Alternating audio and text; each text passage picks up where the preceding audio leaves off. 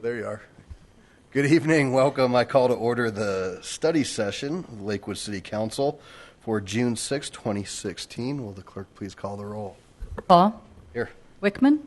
Vincent. Here. Roybal. Here. Harrison. Here. Johnson. Here. Shakti. Here. Abel. Coop. Here. Franks. Here. Gutwein. You have a quorum. Fantastic. Thank you. Welcome to those who made it out tonight. I think the severe weather has passed us, so your cars should be okay if they're not underneath us. We have a couple of nice informational items tonight, and I will start with item number 3, which is a presentation on our sustainability plan updates. Jonathan Wachtel. Good evening. Welcome.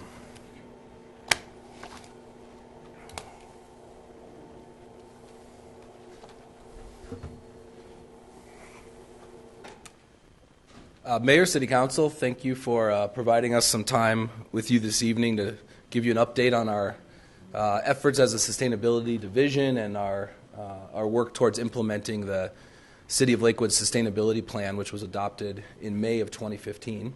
I'm Jonathan Wachtel. I'm the Sustainability Division Manager. Our division is located in the Planning Department.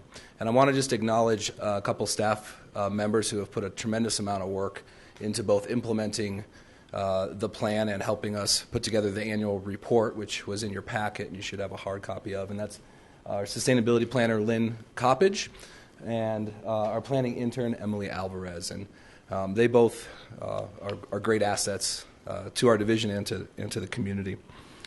Tonight, what I'd like to do is highlight a little bit about what we've been working on as a sustainability division, talk to you about some current issues and challenges that we are working towards, and then highlight the projects that are underway for 2016 and our future priorities for 2017, and then I'll be happy to take some questions from you. To start, I'll just review a little bit about how we got to where we are. Our sustainability was first mentioned in a formal way in the City of Lakewood in a section of the 2003 Lakewood Comprehensive Plan. And the first kind of formal organization within the city came in 2007 with the formation of a volunteer group of employees that formed the Employees Committee for a Sustainable Lakewood. And that's not really that long ago, and that committee worked to get an idea of what was happening within our city operations and helped to establish some of our now what seem long-standing annual events like the Earth Day celebration and the Sustainability Awards. I'll skip through the rest of the timeline up to the adoption or the formation of our sustainability division, which happened right at the end of 2012 and early 2013. And in just that short amount of time between then and now, we did our robust community process to get the sustainability plan developed, and then, of course, that was adopted last May. And when we adopted that, we made a commitment to council and to the community to provide annual updates on our progress, to review the targets and the goals that are in the plan and come present on what we've been working on to you. So that's why we are here tonight. And to give it a little context, this diagram is in the plan and in the annual report and now up on the screen. And this is really two important diagrams on how the City of Lakewood is approaching sustainability. Of course, in its essence, sustainability is making sure that our choices and our lifestyle and the decisions we make today don't compromise the ability for future generations to have a healthy and high quality of life. And to do that, I'll emphasize the overlapping circle diagram on the right side there. And that's really a framework that we are using in terms of our decision making, that when we look at our policies and our programs and make decisions, we need to equally consider the impacts that we might have on our economic prosperity, on the environmental health of Lakewood and the regional area and even the world, and of course our social well-being. But I want to point out also the other model, which is what we refer to as an embedded model.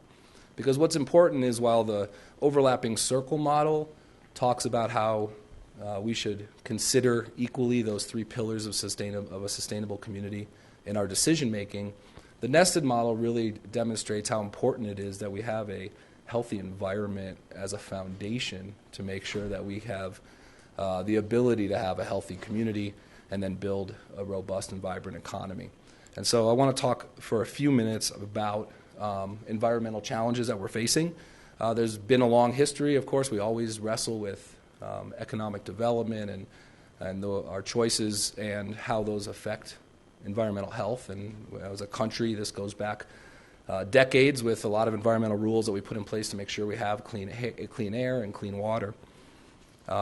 Today, we're facing additional issues which have to do with the amount of greenhouse gases we put in the atmosphere and how that's affecting our climate. And so just real quick to kind of frame that challenge that we're also facing, I want to just remind you that the data shows us that over the evolution of human civilization, the average amount of carbon dioxide in the atmosphere was around, averaged about 275 parts per million. And of course, over the last 160 years or so, we've been taking vast amounts of carbon that was stored in the ground and using it as fuels, and it's been a great way to help build our economy, but at a cost, and that is that those emissions into the air have increased the amount of carbon that's in our atmosphere. And currently, we emit close to 10 billion tons globally into the atmosphere. And we've now just recently, as of March of 2016, reached 403 parts per million in the atmosphere, and this is what that looks like when you put it into a trend over kind of the history of civilization. And what happens is that carbon gets in the air along with some other greenhouse gases, and it traps heat. And so the gases that normally would have escaped our atmosphere get stuck. And so what we're finding as a result is that we're increasing global temperatures. And currently, we've done that to the tune of 0.87 degrees Celsius, or about 1.5 degrees Fahrenheit. It's been a challenge to address this. There's obviously economic ramifications if you start to shift your systems, and it really takes a global effort. And the good news is that in 2015 in Paris, 195 countries, that's most of the world that has representation in governments, came together and adopted a legally binding agreement to work to keep those emissions to the point where it would keep us from cresting 2 degrees Celsius in a temperature increase.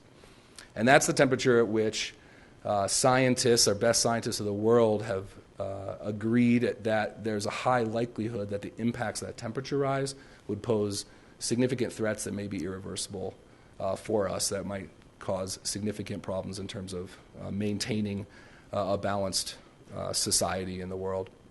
And so why does that matter to Lakewood? I mean, these are big problems, and your jobs are to look at what is the role of a local government. And there is a role for cities to play here. It's not just big industry, and it's not just at a national level, because 1/3 of the carbon that can still be emitted and keep us under that threshold is coming out of our cities. So cities are a major area where we can work to reduce our emissions and do our part. And just to give you a little perspective on this animation shows you on the outside ring, you can see that 2 degrees Celsius mark. That's where we don't want to cross. And you can see over time what the data shows in terms of the increase in global temperature. And you'll notice also that it gets closer to our current year, it accelerates. And that's because carbon builds up in the atmosphere and takes a very long time to be removed. So even if we start reducing our emissions immediately, there'll still be carbon in the atmosphere adding to the heat for quite a while. So scientists are really urging us to be quick in our actions. So let's bring this down to kind of what it means and what we see and feel. This chart shows you in the middle the typical temperature distribution of a day in the northern hemisphere in the summertime. And the area in blue is the distribution of below average days, and the area in red are those days that are above average. And up until about 30, 40 years ago is a pretty steady distribution. And what's happened over the last 3 or 4 decades is that it's rapidly shifted to give us far more days above average than historical. And we're feeling that. A study right here in Colorado looked at the number of 90-plus degree days in the city of Fort Collins, and from 1960 to about the year 2000, on average there were 18 days that were 90 degrees or warmer in the city of Fort Collins. And just between the years 2000 and 2013, that number's almost doubled to close to 34 days. You can feel that. That's a tangible shift in our climate. We participated with a group of other regional governments, with the Colorado Municipal League and the Rocky Mountain Climate Organization last year, to look at all the data and learn what's really happening in Colorado as a result of shifts in our climate. And what the data is showing us is that in Colorado, we've increased our temperature by 2 degrees over the past 30 years, and that under a medium to low emission scenario, meaning that we start to reduce the amount of emissions we put in to the atmosphere at a pretty high level, even under those conditions, we're looking at reaching a 2.5 to 5 degree increase by the year 2050. That's a pretty significant impact. Other impacts that were identified from the science and the research and the data included increased extreme weather events, which we've seen, significant increases in our freeze-thaw days. Sometimes it's these small things that seem inconsequential that can really wreak havoc on a city. The more freeze-thaw days, those days that the temperature fluctuates above and below the freezing mark, can make significant impacts to our infrastructure, our streets and our bridges and our stormwater pipes, and can end up costing a lot of money. I'm not going to go through all of these impacts, but all of these added up together go back to thinking about those overlapping circles, these extreme heat days, pest outbreak, new types of public health concerns that haven't been prevalent in Colorado. These all cause potential impacts to our economic well-being and to our social well-being along with the environment.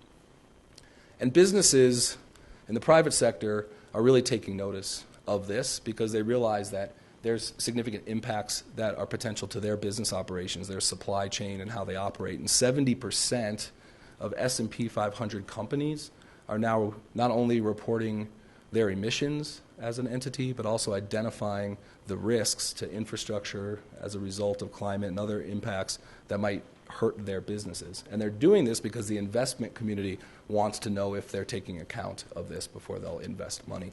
And so it's in the private sector. It's not just a academic exercise at this point to look at these potential impacts. 1,000 of the world's largest companies have established an internal price for their carbon emissions. 58 of the world's largest companies have now committed to go to 100% renewable energy. So the private sector is taking action, and in turn is looking at cities and saying, what are you doing to address these problems? They don't want to invest themselves in communities that aren't taking action to be resilient to impacts of climate change. And a lot of these companies that are included in the list, in the numbers I just presented, have a local tie to Lakewood, whether they operate here or some of our major employers. That includes Terumo and Lockheed Martin and Excel and Miller Coors. So what does this mean for us?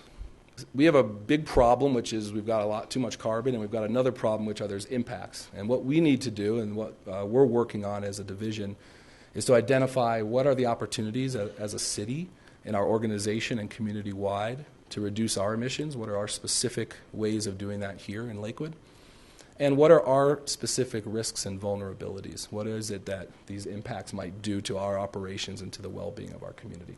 And so our first big task is to identify those things, and then we can use our collective resources, our brain power, and innovate and adapt and make sure that we're building a resilient Lakewood that can withstand disruption and can be sustainable and resilient into the future. So that's really the foundation of the sustainability division.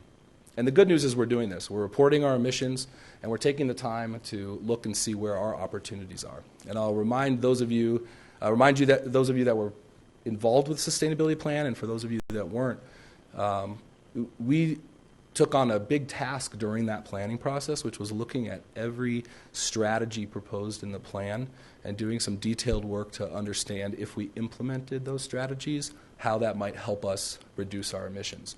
And so those detailed calculators that we built were customized to Lakewood and took a ton of factors into account. And in the end, we were able to identify an opportunity by implementing the strategies in our plan of reducing over 400,000 metric tons of carbon as a community. And that's how we set the target that you see in the plan of a 20% emissions reduction by 2025. And we can do that by implementing our plan. And here's what that looks like. It's very doable. It's 2% reduction per year. And I would say that not only should we challenge ourselves to make sure we hit this, and I think we can, but also to try to overshoot and see if we can't do better than that and reassess that target ahead of 2025. To illustrate what those looked like, those calculators, here are the top 5 strategies, specific strategies in the plan that were assessed that can help us reduce that. And most of these have to do with renewable energy transmission, becoming more efficient as far as reducing energy use. So, for example, number 2 there, Sustainable Energy and Water Resource Center, that would be a task of the city to collect all of the information on how residents and businesses could take advantage of programs for energy conservation, for financing improvements in their businesses, of investing in renewable energy, and making sure all that information was available and that we were providing guidance to our residents and our businesses. And back to those calculators, when we came up with that, we looked around the country. We said, who is doing something similar? What kind of participation did they get? What kind of energy were they able to save? And we were able to take all that data and apply it to our energy system and run the numbers and say, if we're successful, as the average models have been other places, here's what that might do for us in terms of energy reduction and then greenhouse gas emission reduction. So we've been very careful and thorough, and we're trying to really use the data to inform our planning and our decision-making and our implementation. All that being said, remember, we do want to make the decisions and work towards implementation considering all 3 pieces of the sustainability puzzle there, of the stool. So it can't just be about greenhouse gas emissions. And so also in the plan and in looking at our prioritization, we built these assessments to not just look at greenhouse gas emission, but to look at how each strategy in the plan would also benefit ecosystem health, self-reliance, household bottom line, community cohesion, and public health. And what's on your screen is just a screenshot of one of the dozen of these that are in our sustainability plan after each goal area. So as I go into the highlights of this year, I also just want to talk a little bit about the lens and where we're focusing our work. And we do this across a lot of scales. One is looking internally and making sure that we are doing the best we can internally with our own municipal operations, making sure that we're figuring out, if we can figure out how to implement a lot of these strategies ourselves, and we can take that information and pass it on to the community. And also, that's an area where we have a lot of control. We can decide we're going to change our light bulbs in all of our street signals, and we can save that energy. We can look at our own operations, and we have a fair amount of control, so it's a great area of opportunity. Of course, we're working citywide. Our approach citywide is always to first look at ways that we can educate and do outreach and enable leaders in our community and residents and businesses to become more sustainable. And then regionally is also very important, because as many of you know, we are not in direct control of a lot of the big systems that we rely on. Energy being a great example. We're in Xcel's territory, but we don't run energy as a municipal utility. Transportation is kind of partly in our realm and partly regional. We have multiple, dozens of water districts. So a lot of times we don't have direct control, and it's important that we not only work to build those relationships and work collaboratively with those regional entities, but that we educate ourselves and understand how those systems work and what the role is for Lakewood within those big regional systems. So in the annual report, one thing I do really want to point out is that the appendix contains a tremendous amount of data. And one thing that set the sustainability plan apart from some of the other plans that we've adopted in the city is that it's metric-based. So for every written goal in the plan, there was also a measurable target that went with it. So for example, if we said it's a goal that we should increase the amount of energy that we're getting from renewable sources, it didn't just have that language. It said, let's do that. Let's make it 45% from renewable by 2025. And because we had all those metrics, the advantage is we can measure our progress and we can see how we're doing. Many of the strategies have multiple steps and will take a long time to implement. And so we identified, along with those targets, a long list of what we call sustainability indicators, which are little bits of information that help us see, are we making progress? If we set something in motion, if we create a program, is that having an impact? Are we moving the needle in the direction we want? And that will really help us understand how well we're doing towards those goals and also reassess our strategies if they're not working and keep us accountable. So in the back of this annual report, one of the biggest projects of the year was looking through the 90-plus metrics that were in the plan and figuring out where we were getting that data, what that looks like, setting our baseline so we can start measuring in the future. And so that's really exciting that's there. And you'll notice there's some gaps because there's data we still need to collect or things that aren't yet available. But it was a pretty big undertaking. At the broad scale this year, the sustainability division led or were partners in 51 different projects in support of implementing this plan. To the best of our ability to track it, we engaged through our projects and programs about 9,400 Lakewood residents. We partnered with more than 50 organizations at a local, regional, national scale. And we received 2 accolades that we're very proud of. One, we were named a semifinalist in the Harvard University Innovations in American Government program for our Sustainable Neighborhoods program developed here in Lakewood. And we were recognized for the sustainability plan and our work to assess the greenhouse gas emission reduction potentials in an international publication of innovative approaches the cities are taking to work on these challenges. So we're very proud of both of those. I mentioned a lot of these before, but just to keep in mind as I give you the highlights, we identified implementation off the bat here with a lot of lenses. One was we knew we needed to get infrastructure in place to communicate, to do outreach to the community to support every one of our implementation strategies, and we needed to collect data, so that was a big part of the year.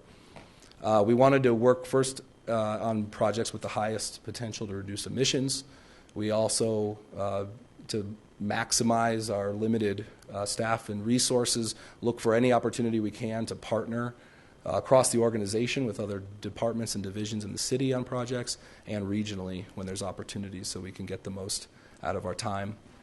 We looked for opportunities to catalyze the great leadership in the community from residents and businesses and organizations that are helping push us to advance sustainability, and of course prioritized many of our projects based on the ability to help them make a difference and also to respond to community concerns and needs. And then, as I mentioned, we also look internally to make sure we know what we're doing before we go and ask the community to do things that we haven't figured out for ourselves. So I'm going to quickly breeze through each chapter. It'll be quick, and then I'll take some questions. The climate change and adaptation chapter, this year we really focused on the data and the reporting. This is where we needed to understand where our emissions come from so we can understand the nuance involved and the opportunities. We reported to the Carbon Disclosure Project, the same place that all those Fortune 500 companies are reporting their emissions and risks. City of Lakewood is part of that, along with hundreds of other cities as an international reporting platform. And we're one of 500 plus cities around the globe that have committed to the Compact of Mayors, which is another platform for cities to commit to reporting and updating their progress towards reducing emissions.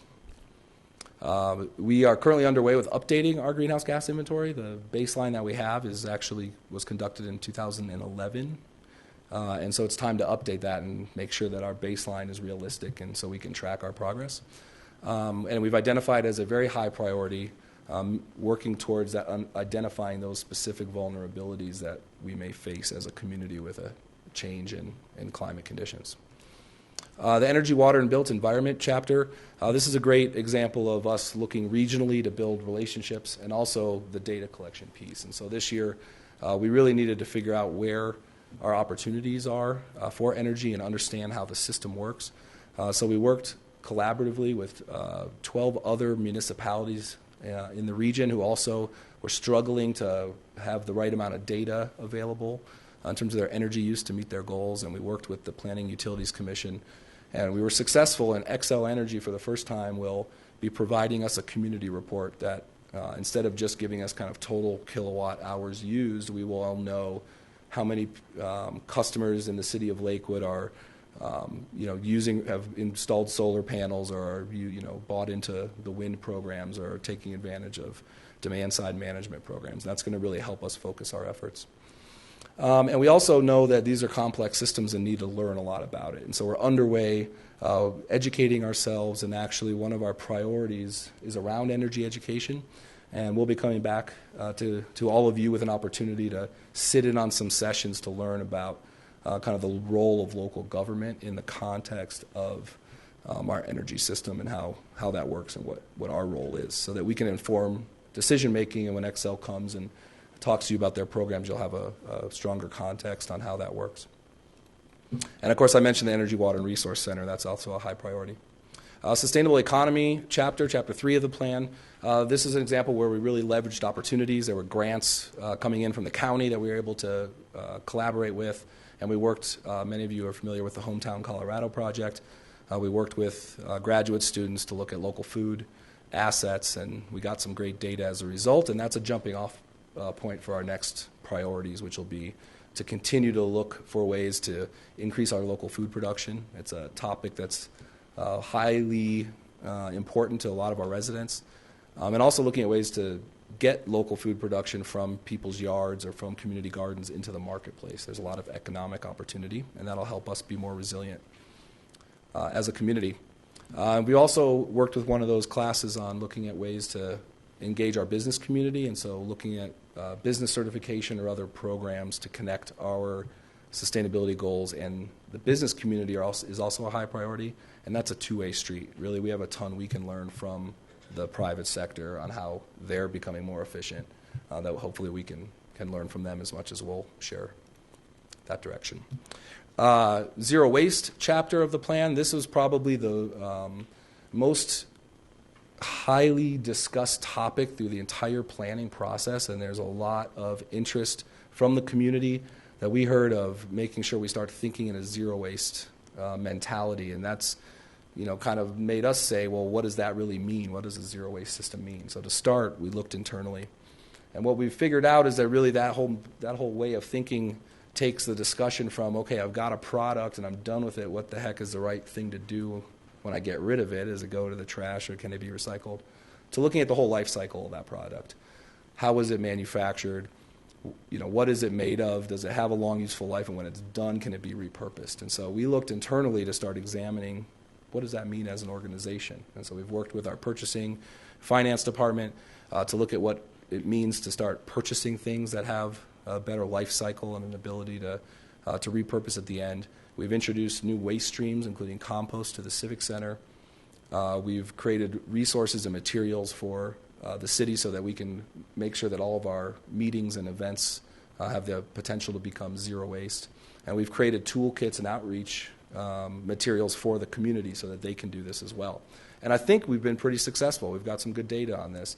We added the compost collection to the Civic Center in 2015, and in that first year, we kept over 20,000 pounds of waste out of the landfill strictly through that additional waste bin, which is great. And when you add that to the recycling collection that was already taking place here, our estimates, due to all the outreach and emphasis on this project, increased our diversion rate in 1 year in the two Civic Center buildings from 30% to 65%, which is about a 30% increase. So we're pretty proud of that, and we think we can take that even further. On the maybe not as positive side, the best research we've been able to do shows us that we have probably a community diversion rate, so the percentage of waste not going to landfills at about only 12% community-wide. So that takes me to our future priorities. We'd like to take what we've learned and start addressing some of the concerns we've heard from the community around residential recycling. And I'll take a quick detour because I know this is a topic of particular interest to many of you. Just to update you where we are, this was a topic that we were instructed to address rather quickly after the adoption of the sustainability plan as a high priority. And we heard a lot of varying opinions. And what we wanted to do as staff was, with our role being the most appropriate thing to do, is to collect as much data as possible so we understand exactly how our system is operating, where opportunities may or may not exist, what concerns are out there. And so currently, as you're aware, there's a survey out in the community being conducted to be statistically significant to get a lot of that information. We're collecting data through a lot of other means, including traffic counts of trucks on streets.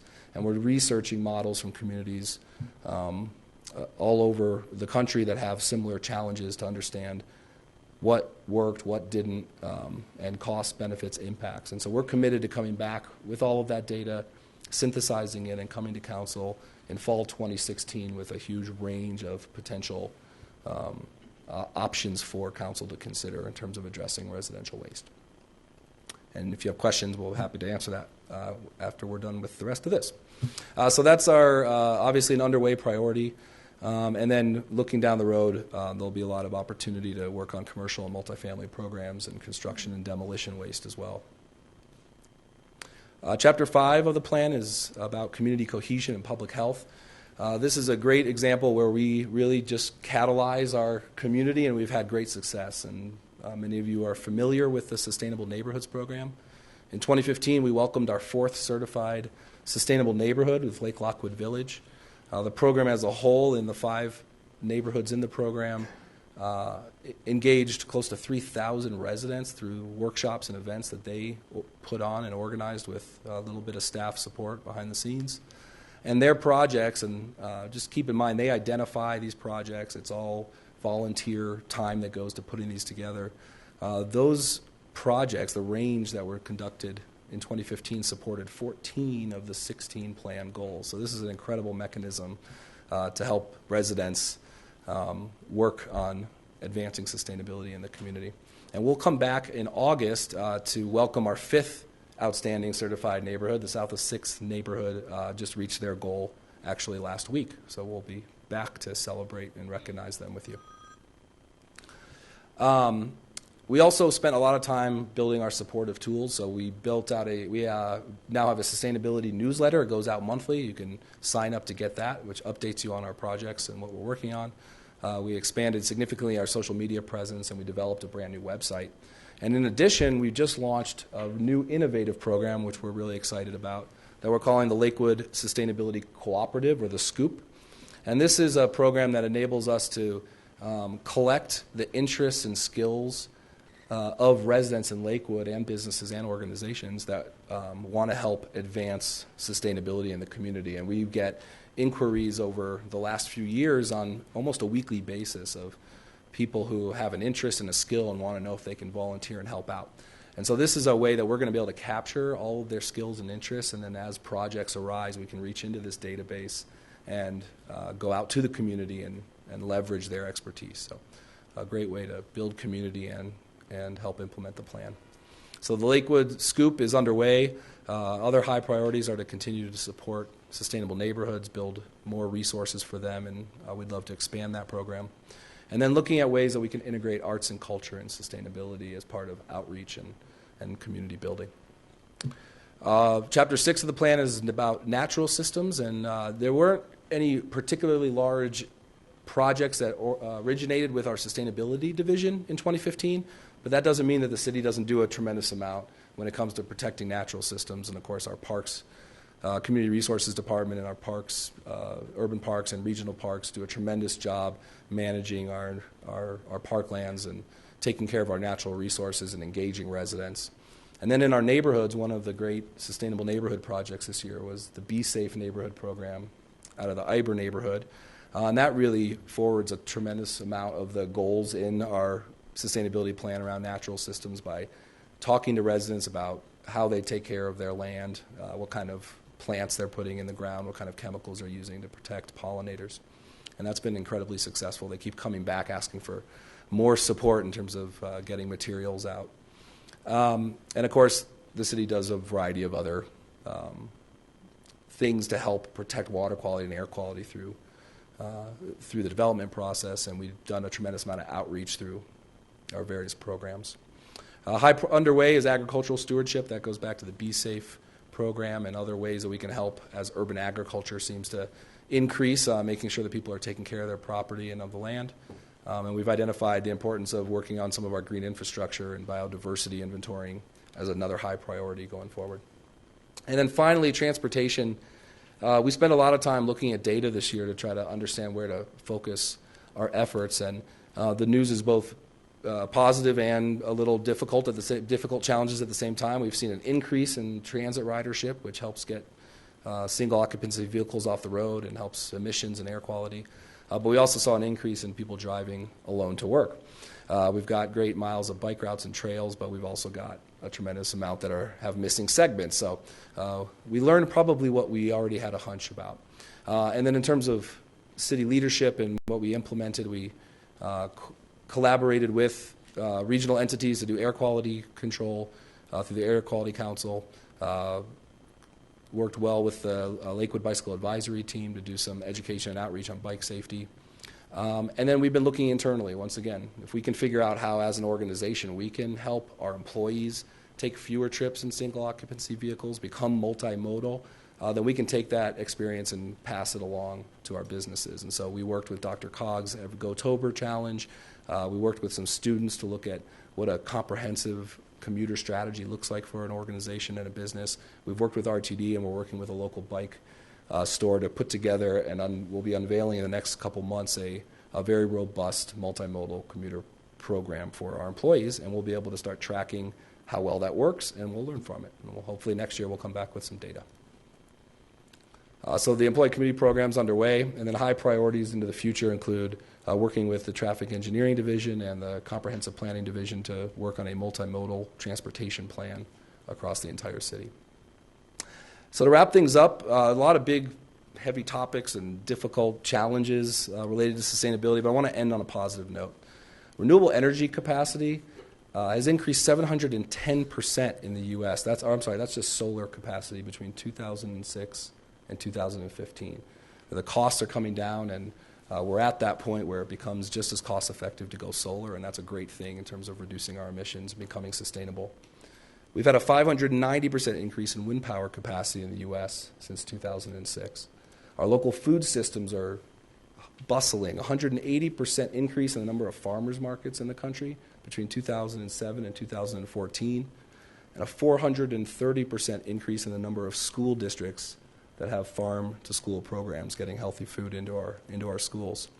$6 billion are estimated in sales of local food in the U.S. on an annual basis. These are great trends that should make us feel very positive and hopeful about successfully implementing sustainability.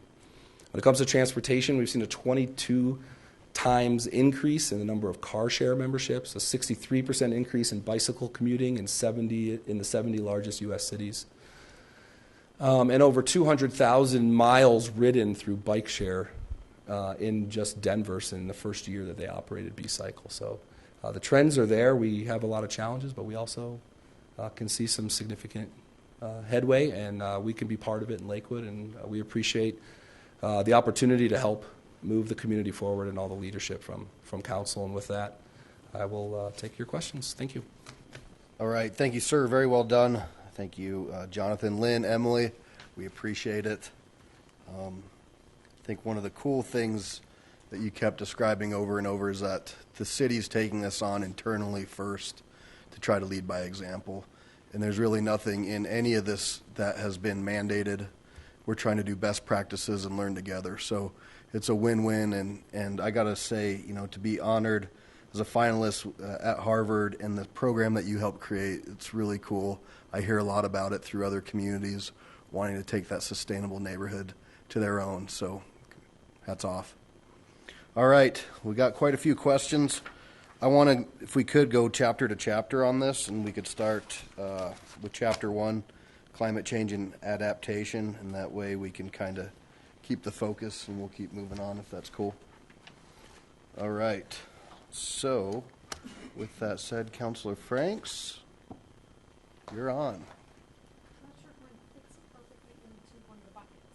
If it doesn't fit into the bucket, go for it. Just throw it out of the bucket. But we'll try to stick to that. Absolutely.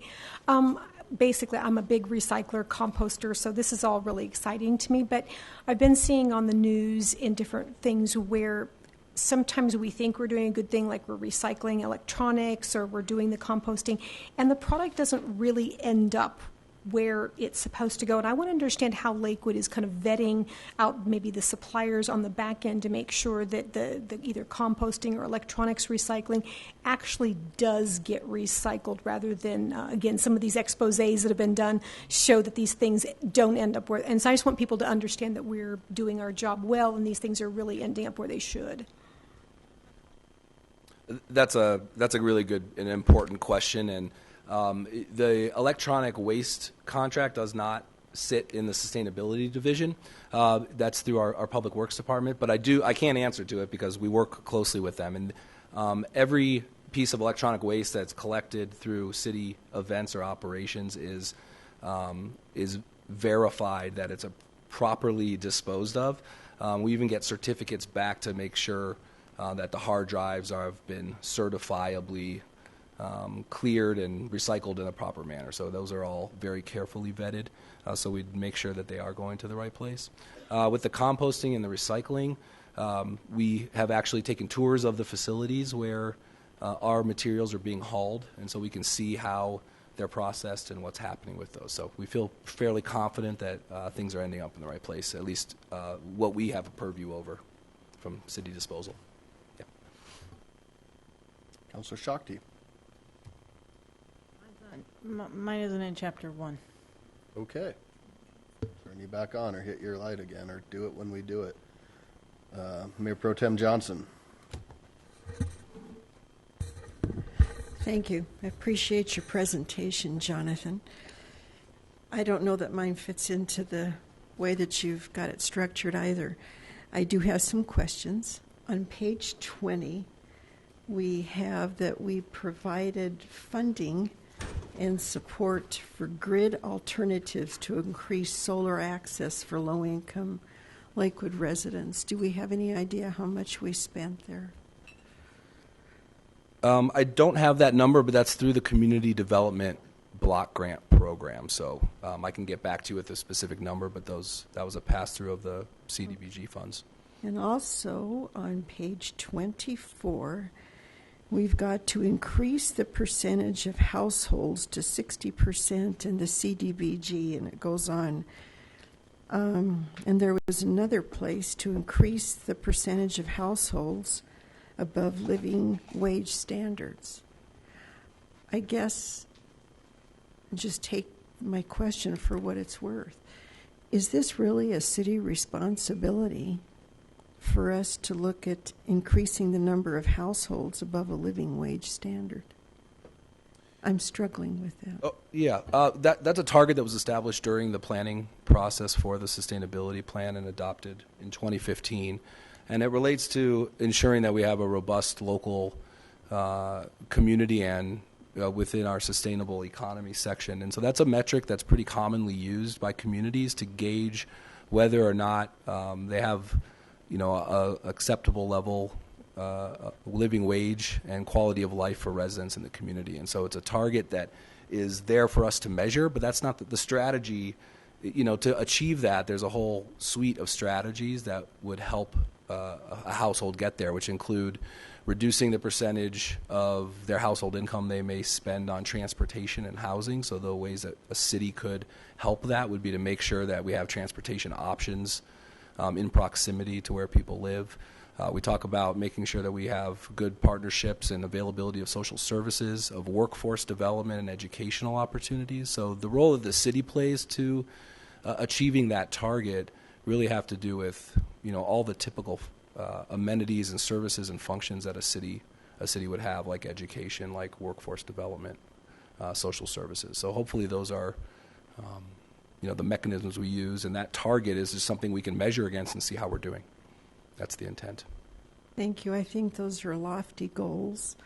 For me personally, when I look at what the role of our city is, I look at police, parks, and pavement.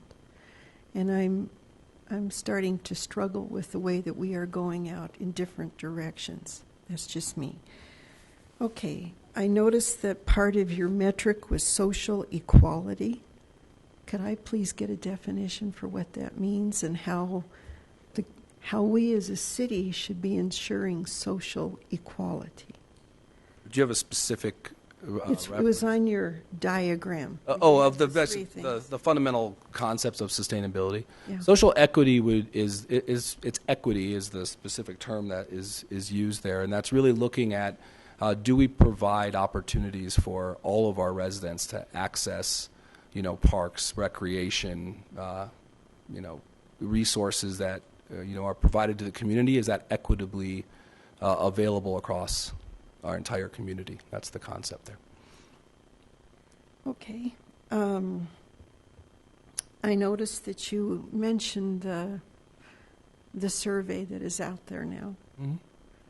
And also on page 30, we have to achieve 60% residential diversion rate. Now, can we stick to these chapters, because I think people have questions along those lines. So we'll get to waste here in a minute. If you want to, you kind of broke us into chapter 2 and 3, if we could maybe stick there now. Okay, I'm happy to come back. I need to have some questions Yeah, answered. absolutely. We'll get there. Just want to make sure everybody gets a chance to get their questions as we go. Councilor Harrison. I'm going to go back to chapter 1, and I just barely speak sustainable. So what I need you to do is help define, how do you measure a carbon? Does it weigh something? Does it fit in a box? How do you measure a carbon? Because that is a fundamental I don't have. That is an incredibly good question and an incredibly difficult thing to answer. The way that you can measure carbon changes depending on what, or greenhouse gas emissions, depends on the source and how, each source has kind of a different metric or a methodology for how it's measured. So when it comes to our energy use, which is a pretty huge percentage of where our emissions come from, Xcel, our public service company, actually provides us with a number that is what they call their emissions factor. And so they've calculated, based on how they generate their entire energy mix, a certain percentage from coal, a certain percentage from wind, a certain percentage from hydro, et cetera, how much is emitted, whether that's through a smokestack or through other means, what it takes to generate that energy. They've calculated that emission factor for us, which is nice. So they give us that ratio, and then we can look at how many kilowatts of energy we're using based on that ratio and calculate our carbon emission for our community based on that. The emissions are organized, and it's really complex, into 3 different scopes. So scope 1 emissions are those that really come from the generation of energy.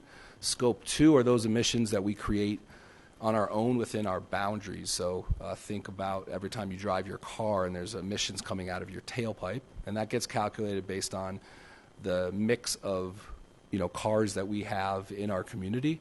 That can be calculated through a lot of different methodologies, and part of what we spent this year doing was working to understand kind of the standard emerging practices on the best way to measure that. And then we look at the total vehicle miles traveled, and we can do the mathematics that say, okay, here's overall miles traveled, and here's the average type of emission for all of the cars that are registered within Lakewood, and we can figure out that emissions factor. So those are the scope 2 are the ones we generate kind of on site within our community. And then the real trick is calculating the scope 3 emissions, which are our materials that maybe were manufactured outside of our municipal boundary and that are purchased here. So the scope 3 oftentimes are not included in the assessments, or key scope 3 emissions are, like waste, for example. And that has its own methodology as well, because it releases, methane is the big greenhouse gas associated with landfills. So then you have to figure out how much is going to landfills and do the calculations there. But there's a whole field behind it, and what's good is that there's been a standardization of that methodology, so now we can be part of the world community in terms of how we do all of that calculating, and so it's consistent. And I think what's most important is not necessarily the final actual number, but the trend, right? We need to make sure that we measure these things in a consistent way, so that even if it's not perfect in its methodology, we can see if by using that, calculating things in the same way over and over again, we can see that we're moving in the right direction and reducing it. May I follow? Are we then comparing what the city of Lakewood spends in carbon footprint to what the city of Denver spends in carbon in terms of percentage, or is it just what we do here in the city of Lakewood? Because how do you know how many trips I drive a day? That data comes from the regional council of governments. They put out every 5 years or so vehicle miles traveled, and they break it down by community. So oftentimes we use whatever data makes the most sense, and we work with the other jurisdictions so that we are using the same data so that it's all relative. Now, does it really matter how we compare to Denver or our emissions per person? I would say that, in the big picture, the atmosphere can only handle a certain amount. The carbon in the atmosphere affects our temperature, and we need to reduce that globally. We need to really just focus on Lakewood and try to reduce ours. But it is useful to benchmark against other communities because we can learn from them, right? They instituted a new program or or took some action that really they saw a significant reduction. And because they're measuring and we're measuring, we can learn from that and then replicate that for the city of Lakewood and vice versa. And so we do share that data with each other and use that to, kind of make sure that we're making progress and doing our part. Okay, last question. Probably not my last, but the one I can think of right now. So most of this is educated guessing. Is there some estimation that gets involved? Yes, but I would say it's not. It's a little stronger than educated guessing. It's a pretty scientific process. The methodologies were developed at at institutes of higher education that have been studying these things and coming up with methodology, and scientists around the world have been working on it to make it pretty reliable and consistent. So. Well, I agree that we need to have a place to start measurement. So I'm just trying to understand how are you doing that. So thank you. Of course. Councilor Vincent. I think I'm in 3. 1, 2, or 3. That's where it was opened up to. So. Okay. On chapter 3, there was a question, or there was one of the things that you're looking at on the slide was a complete neighborhood index for the food sources. What's covered in that? That is to be determined. The strategy that was developed by the public working group on that chapter during the planning process, the idea behind that builds off of the idea of defining what makes a complete neighborhood, and what would that mean for the city of Lakewood. So that would be looking at things like, does a neighborhood have access to transit? Are there parks? Are there grocery stores? Are there recreation centers? Are there local serving businesses? Is it walkable? All of those elements would be part of defining what a complete neighborhood is. And we haven't done that yet. We do have the 20-minute neighborhood plan that Comprehensive Planning developed around the Sheridan Station, and that's a great foundation for building off of to create that definition for Lakewood. But the vision of what that implementation process would look like would be to first look at the city of Lakewood and figure out what the appropriate definition is of a complete neighborhood for Lakewood, and then look and see where those exist, and examine opportunities for increasing the amount of people that can call complete neighborhoods their home in the city of Lakewood. So you hope to have some input into that then from some of the same people maybe who were on this? I think that's a potential. We haven't gotten that far as to figure out how we're going to get there. We haven't started.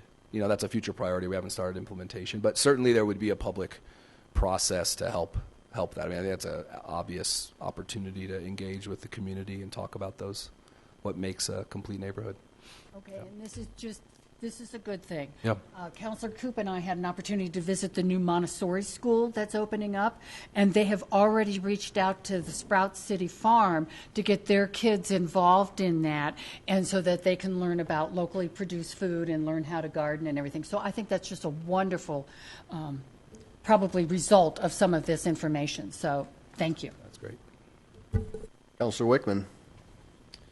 You've given us a very good reiteration of what our global problem is and our goals, and appreciate that. But I want to reemphasize that that's only half an equation. Identifying the problem, get our goals. The other half is the solution. And there's an awful lot of devil in the details in our solutions. Now, you haven't really given us much tonight, so I'm not going to go into the weeds. But when the time comes, when we're looking at resolutions, I want to be very clear that we're looking at things that are incentives, cooperation. I don't want to see government mandates and that sort of stuff. So, little heads up, when the time comes, I'll be looking at those details to your solutions, and that's just as important as the problem. Councilor Abel. Thank you. A couple of things in Chapter 1.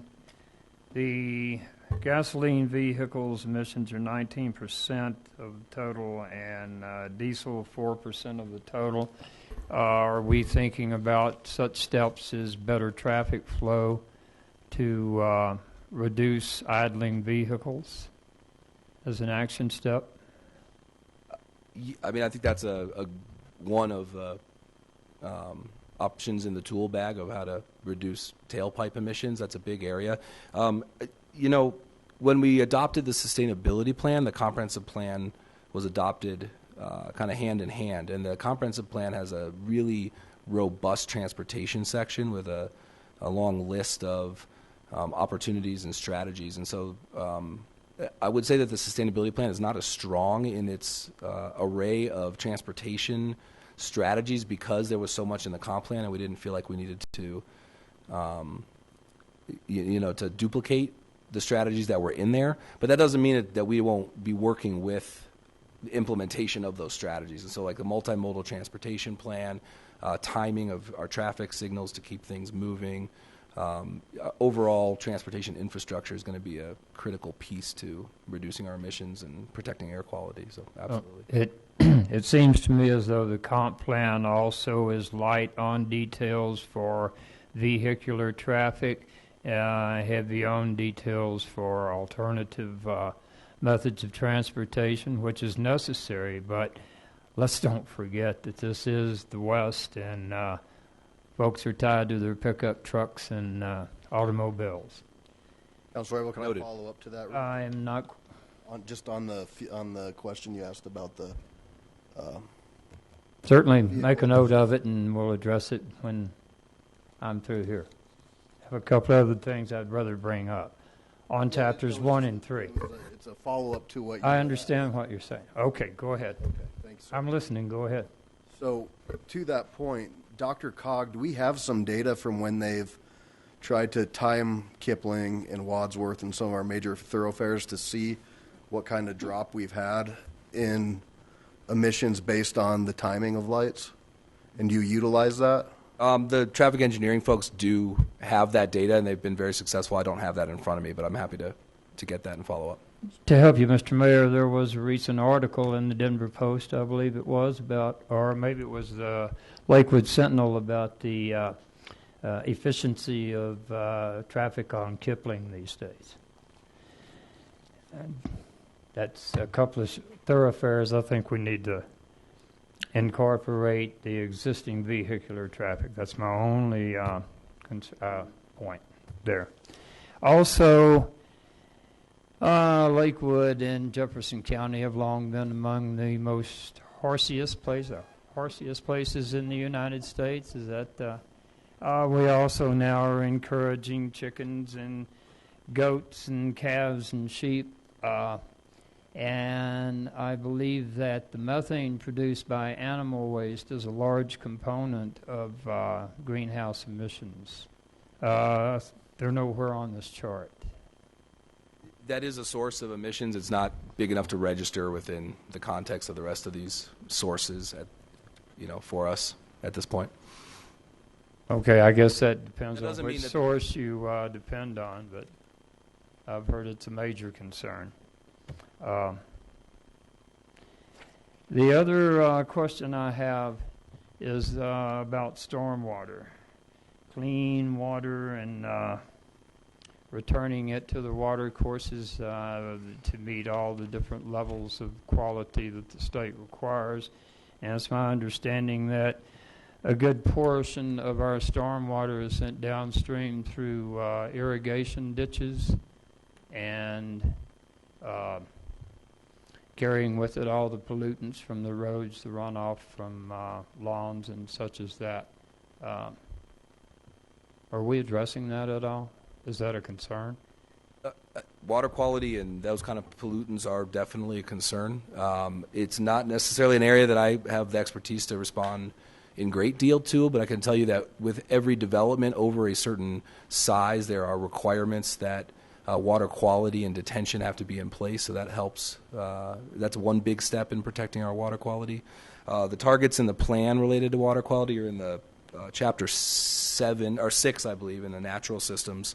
And we did do look at all the water bodies that are tested within the city of Lakewood by the Colorado Department of Health and Environment. And there is one water body that did test, I think, for E. coli in the lower Bear Creek watershed, which is actually barely in the city of Lakewood and primarily in Denver. So those are in the plan. Strategies like, the Morse Park Rain Garden and design that helps, use vegetation to slow runoff and clean water are really critical. And I mentioned that, agricultural stewardship was one of the priority areas. That's the specific intent there is, how can we do outreach and education to really help people make good choices when it comes to the kind of chemicals and applications they put on their yard, how they manage their urban agriculture, so that we minimize the amount of materials that are flowing, from the landscape into our waterways. With the agricultural ditches, I'm not sure I have an answer for that. I don't know, if that's something Lakewood monitors or if the ag ditches do. It's not what the ditch companies are doing. It's what we're doing. We're channeling our wastewater to irrigation ditches and evacuating a lot of storm water that way. And I didn't mean to jump ahead to Chapter 6 from Chapter 3, but we're talking energy, water, and the environment. But thank you.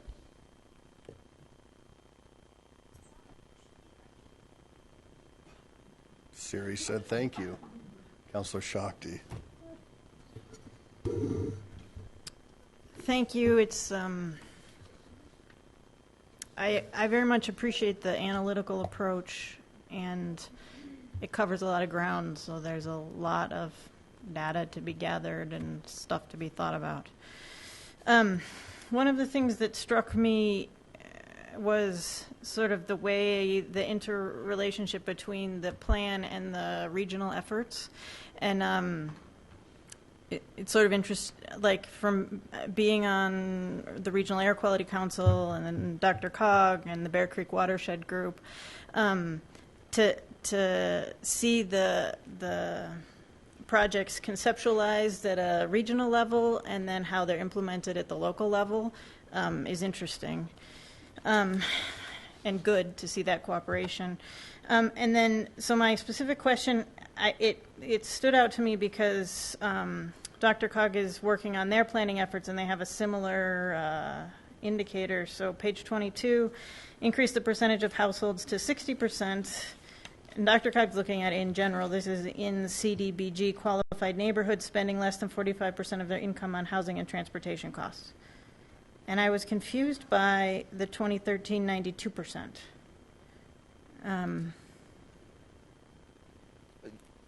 Yeah, we may have already accomplished our goal, is what we found out when we went to go measure. So we can check that off if that's satisfactory to us. So, because we have invested in great transportation infrastructure, it certainly appears that our numbers are in a very good place in terms of keeping that number down. And the reason that it's focused in CDBG qualified areas is important to note, which is that it's not necessarily a bad thing if a household chooses to spend more than 45% of its income on housing and transportation. That's a function of, how much income do you have to spend. So if you are lucky enough to be able to spend more than 45% and still meet the rest of your basic needs, that's great. So we don't need to set that target across the whole community. But by using our CDBG qualified areas, we can look at our areas that have a little lower income, where they'll most likely be households that if they're spending more than that 45%, could have significant difficulty meeting their other basic needs for living. So that's how we set that target. Thank you. And I guess that would go to the fact that I mean, here we don't have two, but I was impressed by how many of the areas we saw improvement in, which speaks to what the city's doing, but also to what the people in Lakewood are doing. So, Councilor Roybal. Oh, thank you, Mayor. I want to get back to Charlie Abel's comment about vehicle transportation. And I just wanted to make sure that possibly if you had a thought of the future, and now that we're having a lot of high-density building and we're going straight up, and again, in Colorado, you don't leave your truck very far or your vehicle very far. They're going to take it with them if they can. So my thought is, have you given any consideration of the future of the vehicles that are coming in to Lakewood and how that's going to impact the city? I mean, I think that's something that is taken into account across all of our planning functions and from our traffic engineering division.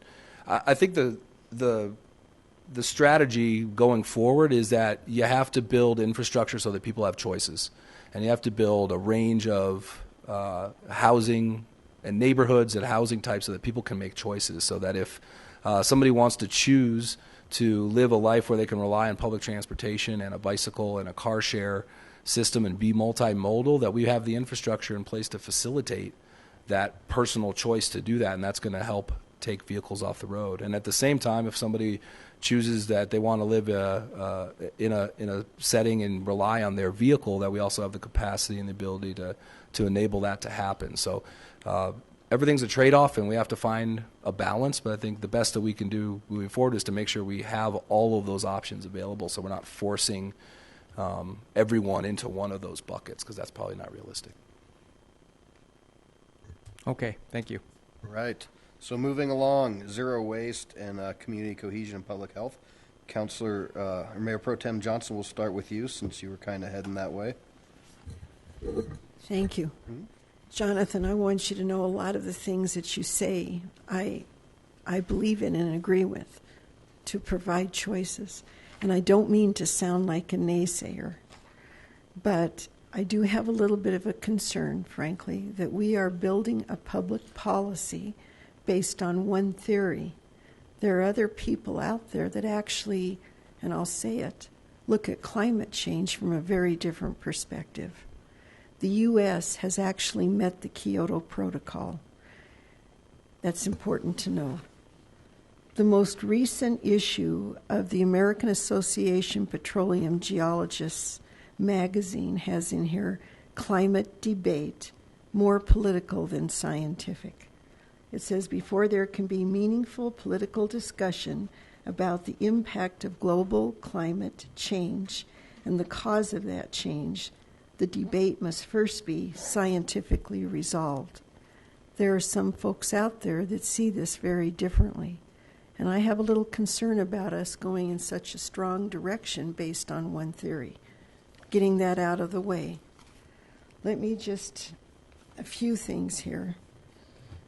We talked about, or you talked about, we've met this wonderful percentage based on multimodal transportation. It was only 2 weeks ago when I spoke with Natalie Menton from RTD. The projection for the West Rail before it was built was 20,000 a day ridership. At this point, it's only 11,000. So we do have a ways to go on that. Part of what I'm having angst over in this document is that we as a city are actually pushing behavior change. I'm not sure that I'm comfortable with that role for us, and I just need to get it out there. There's a few things in this document that kind of have gotten my attention.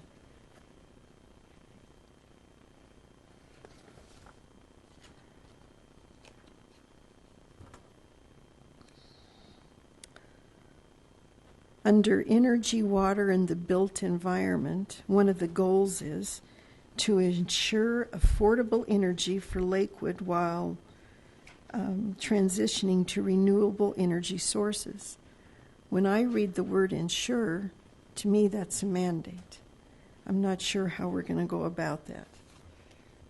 Let me figure out, there's a few other things here I just want to bring forward. Do you want a response on that, or you just? No, these are just some things I want to bring out, and then maybe you can respond to them all, because there's a trend here. Under sustainable economy, we've got to ensure self-sufficiency and upward mobility of Lakewood households. How do we as a city do that? Ensure this. That, to me, is another mandate. We've got to increase the number of households above living wage standard by 15% by 2025. As a city, what is our role in this? You'll get the point here in just a minute. Ensure self-sufficiency and upward mobility of Lakewood households. We've got to ensure 60% of households in the CDB qualified neighborhoods spend less than 45% of income on housing and transportation costs. I'm struggling with the role of a city in some of this and why we should be involved in behavior change, frankly. But let me keep going.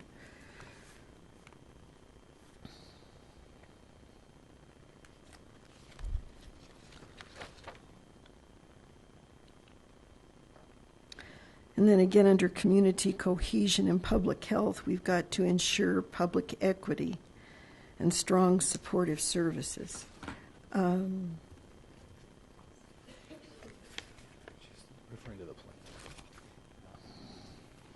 Under Sustainable Neighborhoods program, we've got establish a revenue stream to support the program through a fee structure charged to new communities joining the Sustainable Neighborhood Network based on technical support needs and the size of the community.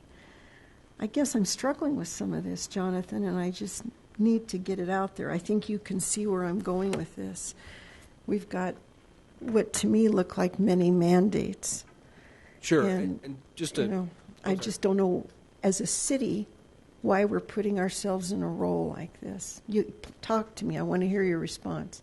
And just for clarity, I think you're looking at the actual sustainability plan, not the annual report, as far as that language, in case people are looking in their annual report and wondering where that language is. So all those insurers are language that are part of the goal statements and the objectives of the plan that were developed by the community through a tremendous amount of outreach. And so while I understand, if I understand you correctly, you're concerned that the use of the word insure implies that we've created a rule or a policy or some regulatory measure to make that happen. The intent of that language is really speaking to the intent of of what the city should work towards.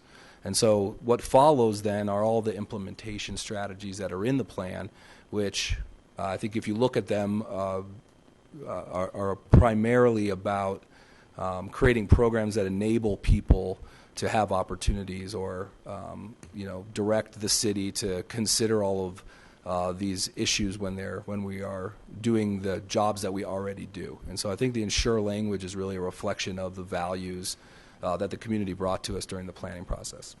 The Sustainable Neighborhoods example about creating the revenue stream has to do with the fact that we've had a tremendous amount of interest in the Sustainable Neighborhoods programs from jurisdictions outside of the city of Lakewood. And as you may be aware, the city and county of Denver has adopted our program, and we spent a lot of time with them, coaching them and helping them get that off the ground. They now are currently taking on their 10th and 11th neighborhood in the program and have seen a tremendous amount of positive outcomes and benefits, and they value it highly. And we've gotten inquiries from dozens of other cities, not just in Colorado, but actually around the country and even internationally. And so we put that in the plan to say, if we're going to provide our expertise and our experience and our staff time to help those communities, that we should establish some kind of payment structure so that we can recoup those costs and then use it to help us build our program. So it would be a revenue source coming from other cities that want to purchase basically our program. Please understand, I don't think that I can reasonably go to what the update is without looking at the basic document that all of this is based on. So I'm okay with that. You also mentioned the energy insure affordability in the energy system, and I think that was put in so that we made sure that we didn't get so focused on a transition to renewables that we weren't paying attention to maybe the reality of what the cost might be to make that transition. So the language there about ensuring affordability was to make sure that we were equally valuing both, and opportunities for people to access solar and wind power, but also not in a way that would make it so that energy costs, somehow went up because we were pushing that too fast. So that was really about protecting, the residents and the businesses, and making sure that we were doing as much work to make sure that our energy prices were affordable as we were to transition to renewable sources. Okay. You also brought up the survey regarding trash hauling. Mm-hmm. There has been some interest that maybe there was, this was going to drive public policy regarding a single hauler trash. Could you please speak to that? Sure. The city of Lakewood cannot take over trash hauling as a municipal utility. That's not a potential option. The city of Lakewood could decide that they want to create rules for how waste haulers operate in the city. The city could decide that the existing system where people hire whoever they want and there's no shift is appropriate. And our job as staff, we really were, we heard from the majority of comments we heard during the planning process for the Zero Waste chapter had to do with people asking us to address issues that they saw with the waste system. And so we're not really sure what all those issues are and how different solutions might be presented. And so the survey is really a tool so that we can, we've hired a company to do a statistically significant survey so that we have the best information possible to bring to you as city council with a suite of options to identify those. Council, to take that a step further, we will not as staff be bringing you forward one solution. We are going to bring you forward data and, like Jonathan said, a suite of here are things that could be done. Why, all the way from status quo to whatever else, whatever options we find out there that other communities have done. And here is the data for what's being done in Lakewood, what's been done in other communities. So we won't bring you a solution. We will bring you a series of options. The complexity of the various issues, too, aren't ones that can even necessarily all be solved with one solution. And so that's part of the reason to do the research. If one of the issues is the number of trash trucks on the street, another is the amount of days that there's trash on the curb, and therefore every time it's windy, trash is blowing all over the street. If another concern is the low rates of recycling or diversion, if another is dealing with yard waste and organics or agricultural waste streams, there's not a silver bullet that's out there. And what we need, the reason we need to collect data is to understand how all these exist, how they interact with each other, and then we can look at all different types of potential solutions and see which ones solve which problems and which ones might create others. And so we're in the process of that. Thank you. I appreciate that response. Perhaps I'm the only one up here that has not seen the survey. Is it possible to share it with us? I'd love to see what it looks like. I sent it around to you, and I can certainly send it again. Yeah, could you please? Thank you. So I'll just make a quick commentary here on the community cohesion and public health, and I don't expect an answer, but I'd be interested to see the increased recreational program participation. We've actually seen that drop 4%. So that's for a different day, but I'd be curious to maybe understand better those trends, why we're seeing that go down. Is it more competition with private places, or is it cost effectiveness for people to utilize our programs, things like that? Councilor Abel?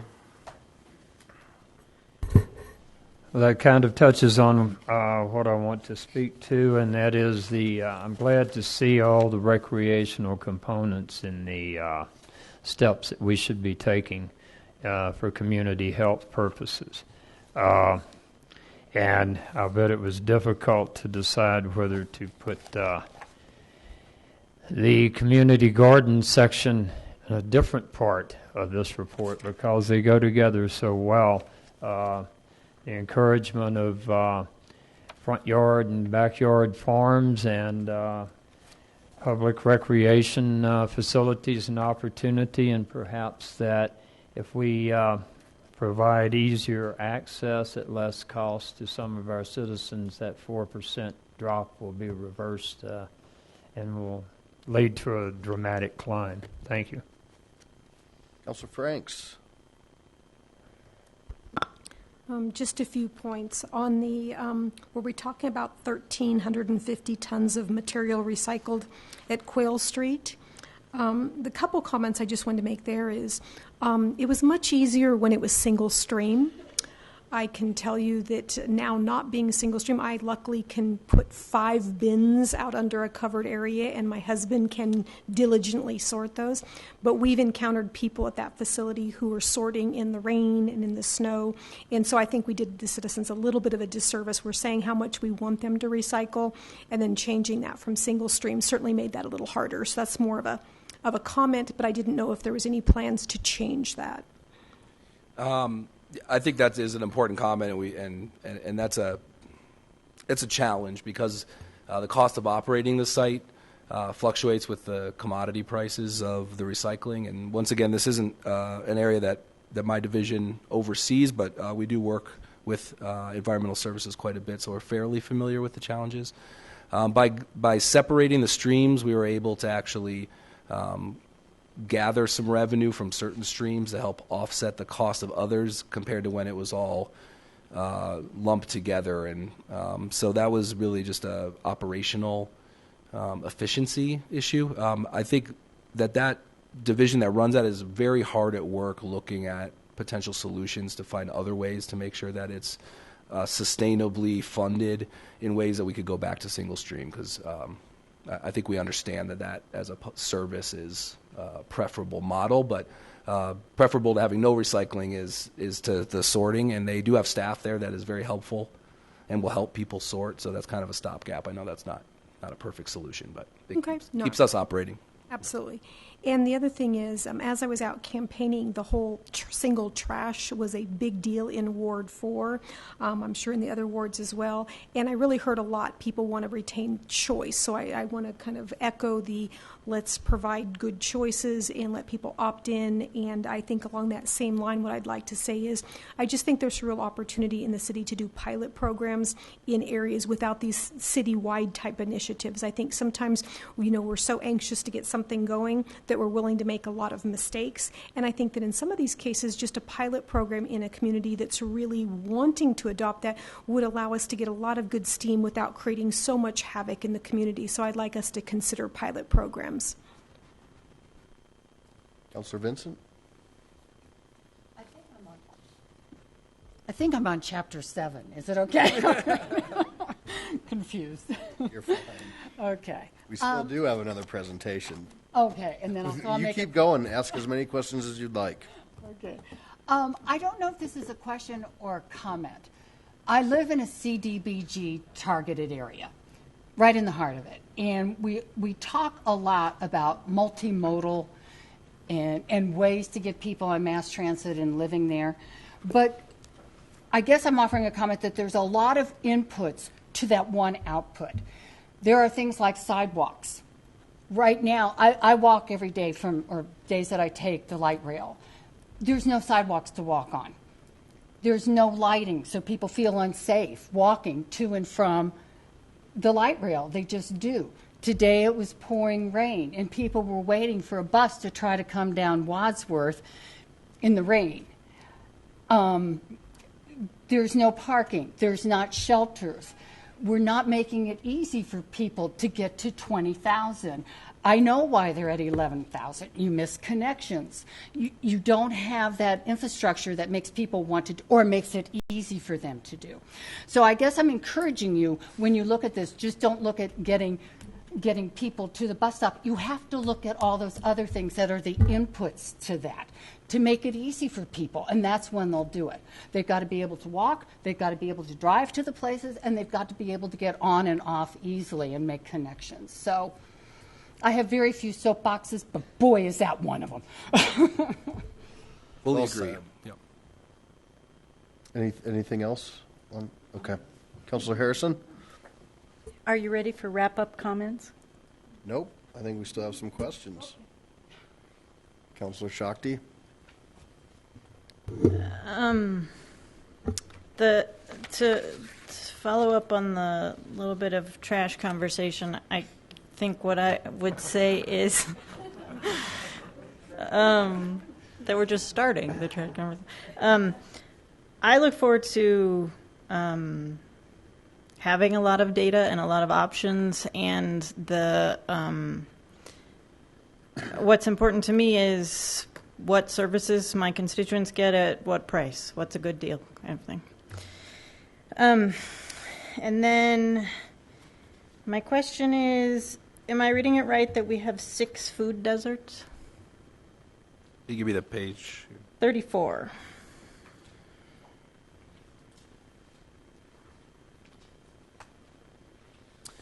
That looks to be the case, yes. 6 as defined by the USDA.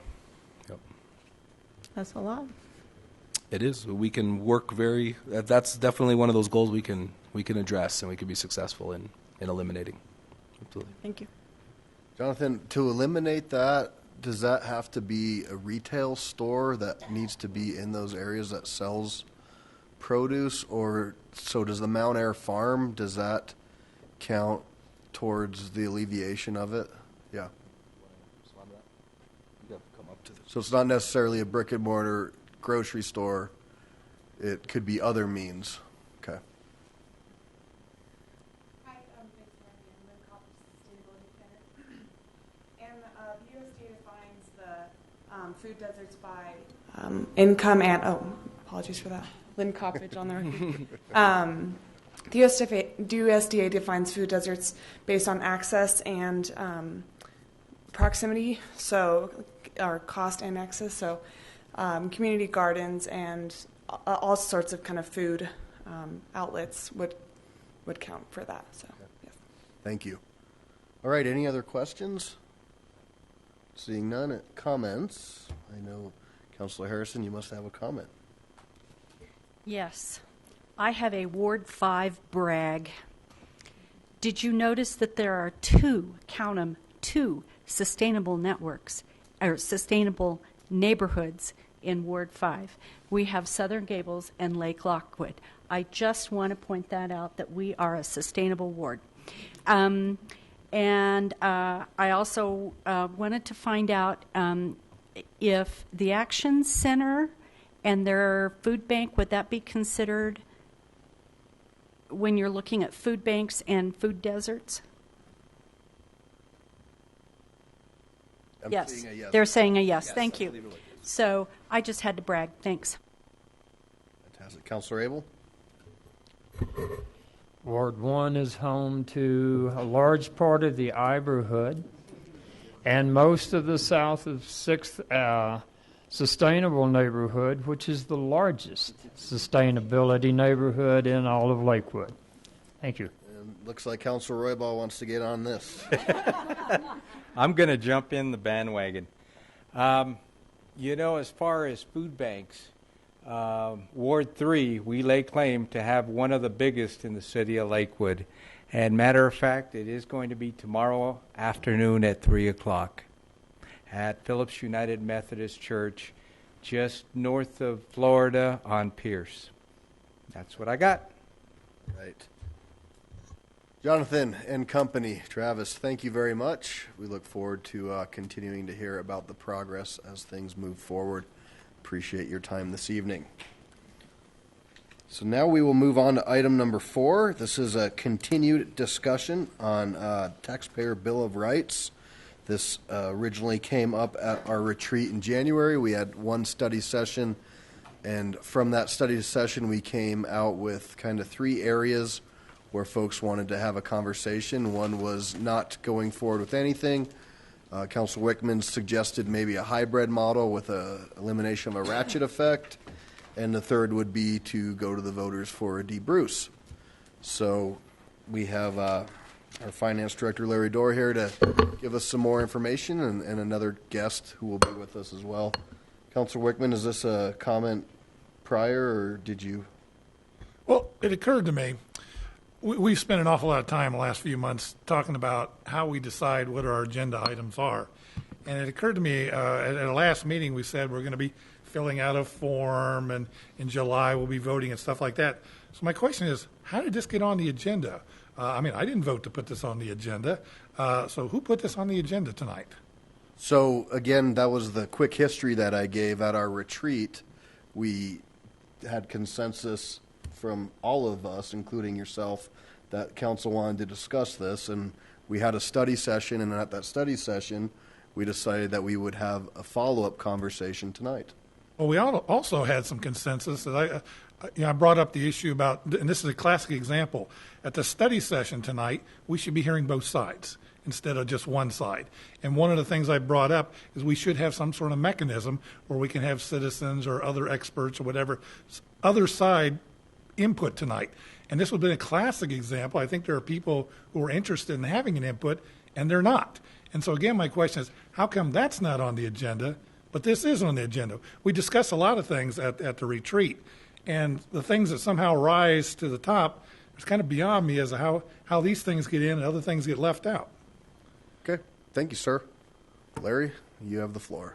Thank you, Mr. Mayor, members of City Council. Once again, Larry Dorr, City of Lakewood Finance Director and City Treasurer. Well, in February, as mentioned at Council's planning session, there was an interest on the part of Council to better understand and undertake due diligence and just gather facts and information. That's prudent, and also with new elected officials to orient themselves to how the Taxpayers' Bill of Rights impacts the City of Lakewood. And the numbers have gotten pretty large financially in terms of dollars and cents. And in April, the Council's Budget and Audit Committee, which consists of Council members Gutwein, Franks, and Koop, and 3 citizens, learned about the latest trend and how the city is impacted by Tabor. And it was also their suggestion that Council continue to move forward and understand the facts, background, and information.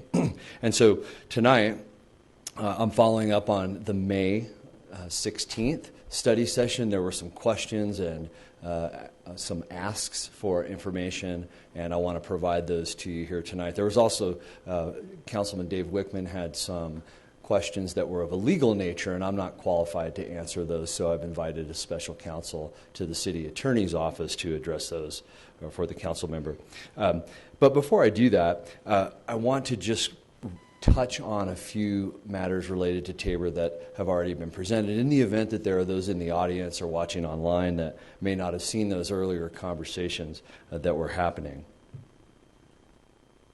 So first, I just want to address what is Tabor, and I'll do these very quickly, Mayor and Council. I know you've seen these, but the Taxpayers' Bill of Rights, or as commonly referred to, Tabor, is a section of the Colorado Constitution, was voted in 1992. It's almost as important to mention what Tabor is not, and oftentimes that's confused by the former Lieutenant Governor of the state of Colorado from the 1890s, Mr. Horace Tabor. This has nothing to do with that or the Tabor Opera House in Leadville or any of those street signs you may see around the region. But rather, Tabor does a number of things related to government finance, and that's at the state, county, city, municipal levels of government, and does a number of things, requires an election for a tax increase, issuance of bonds, a number of things, but this is impacting the city's financial statements and balance sheets due to the revenue limit component of the Taxpayers' Bill of Rights, and that is that city revenues are limited to the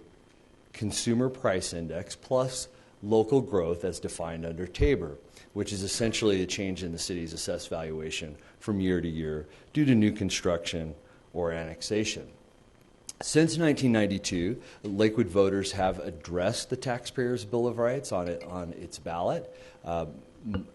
Dating back to 1996, the city did a rather unique exemption, and that was to allow for an annexation that exempted all revenues from that area. In 1999, the city voters elected to have an 8-year timeout from Tabor, and then in 2005, the city's tax increase was also exempt, and then in 2007, some special revenues, certain grants and open space income to the city were exempted. So a few things have been approved and attempted relative to how Tabor impacts the city's finances.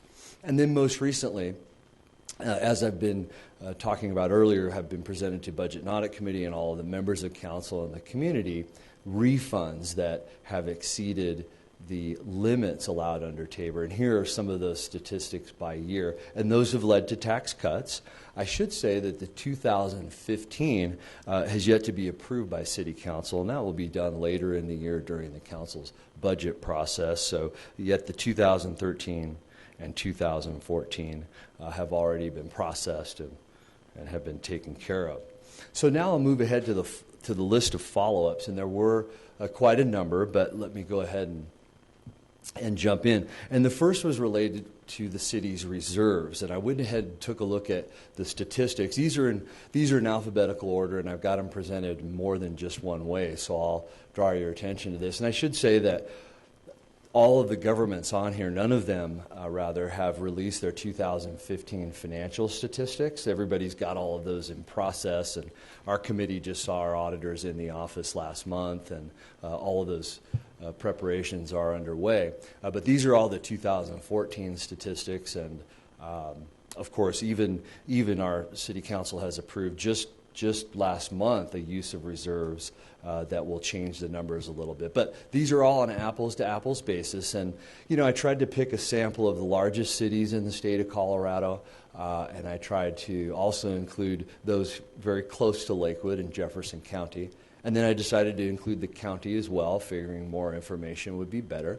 And it's presented here in months because I know that that's often of interest, and that gives credit to that old adage of X amount of months of savings should be in the bank, depending on the business, the household, the government, whatever it might be.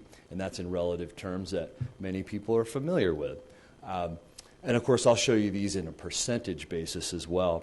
And, obviously, the city and county of Denver, their reserves is in the multi-hundreds of millions, but obviously the population is quite larger and operating activities are quite different. However, this puts all of those agencies all the way down to a community the size of Golden on a similar apples-to-apples type comparison.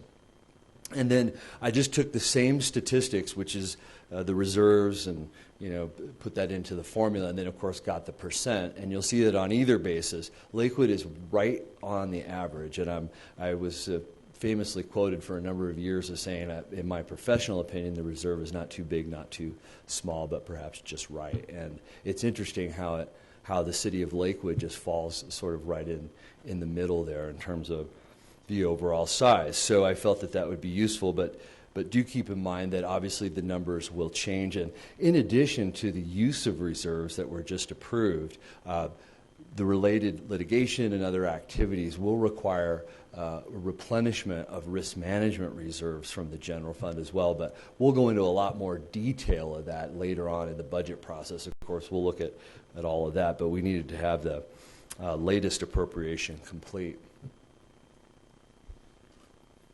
And then related to reserve spending overall, there were some questions of, Larry, can you go back over the last 4 years and let us know what's been done from reserves and give us a little feel for some of the larger numbers and what's gone on there. And I've got a nice listing here, and I should note that this says Carmody Center roof, and that's really over the swimming pool facility. There are a couple of rooftops there at the facility. Also, council appropriated in its budget $1 million to replace 5 playgrounds, so that gives you an idea of the scope of that. We have over 70 playgrounds across the community, so that gives you a little flavor for that. And then I'll talk a little bit about sidewalks here in a minute, but council appropriated a supplement to that $2 million. Slash facility, monies were appropriated there. Street medians. Some years ago, and we're very close to the initial launch of the police record system, which is a regional record system. That's very exciting. Safety center concrete repairs, and you'll see those improvements to the police station, as we call it, here later this year. Of course, Civic Center Plaza, that's gotten completed. And then, as was mentioned in the sustainability overview just a moment ago, these pedestrian improvements related to light rail, $2,788,000, and that was to try to do some of those features. And it's just, the list is significant, but that certainly made an impact. And that's $14,638,000 that otherwise would be in reserve. So that gives you an idea over the last 4 years, sort of what that looks like. So next for me to follow up was asked, quite honestly, a difficult task of a few council members was, we want to have an idea of the needs across the community. What do those look like? And I want to just say that I've done this on an overview basis because this alone would probably be a study session unto itself with ranges of estimated costs and things like that. But I think what I'll do is give a little flavor in the presentation as to sort of what's out there, and that'll hopefully stimulate some discussion, and of course we can follow up on any details if needed. But there won't be anything on this topic that will be new, and you can sort of see the the high level here on this summary slide, but I'll go into just a few more items of detail. First, related to our police department, I've categorized this in two areas. First is technology and equipment, and our police agents are not using smartphones yet, and other communities are. We would have a need to outfit nearly 260 police officers with that technology, and our cost on an annual basis is probably $100,000 to $115,000 a year to operate those phones. As you know, just like in your personal use or businesses, the phone is very inexpensive, of course, but the plan is where the cost comes in. So this would be an ongoing cost. And then in our police department, our police car, patrol car units, we have mobile data computers, and these are the units in the squad car that if you've done a ride-along, you see oftentimes the reports being written or the incoming call is presented to the police agent. It looks and feels a little bit like a laptop. It isn't actually, but that's probably the next trend. And we have 80 units out there in the patrol cars, and those are about $750,000 to replace. Just to kind of give you a ballpark of that, and they're probably they are 7 years old according to my notes. And then lastly, related to police staffing, you recall that Chief Kevin Paletta presented a study performed by the International Association of the Chiefs of Police, and it had a recommendation to add police staffing, and City Council authorized that. Some agents added 8 agents and 2 community service officers in 2015, last year's budget process for 2016, and you'll see a request for that again in the coming budget. Next, in the area of public works, I've titled this Next Generation Traffic Management, and that's probably a lofty description, and I've listed some potential projects. But before I kind of get into those, we should think about how the city really partners with others, like developers, like Colorado Department of Transportation and others, to complete road projects. And oftentimes the city is making a matching contribution. There are examples of that down at 285 in Wadsworth, many of the bridge overpasses in the community, certainly the widening of Colfax and Wadsworth intersection, if you recall that. And so the city partners with those agencies on all of those projects that reach a scale that are in the multi-millions. One example that is fairly recent and might be vivid is at the Alameda and C470 interchange. There was no access to C470 from Alameda prior to that bridge being built some years ago, and the city, along with the landowners nearby and the county, contributed toward the construction of that. So while that whole interchange was well over 8 figures, over $10 million, the city's contribution, I think in that instance, was $3.5 million. So as I talk about Wadsworth and 6th Avenue, the Route Street Bridge, 6th Avenue pedestrian, and these others, I'll share some broad ranges, but of course the city wouldn't be contributing the full cost and honestly wouldn't have the resources necessarily. So at Wadsworth and 6th Avenue, it's a visible intersection in the community that's quite busy. It has this cloverleaf design, and replacing that would cost between $70 and $80 million. The Route Street Bridge, which has been discussed by council before, is probably $10 million in cost. This 6th Avenue pedestrian bridge at Red Rocks Community College initially was a part of the RTD project, but became infeasible through its value reengineering, is probably $3.5 to $4.5 million, somewhere in that neighborhood. And Kipling Parkway lane additions would be up over $10 million to make additions there.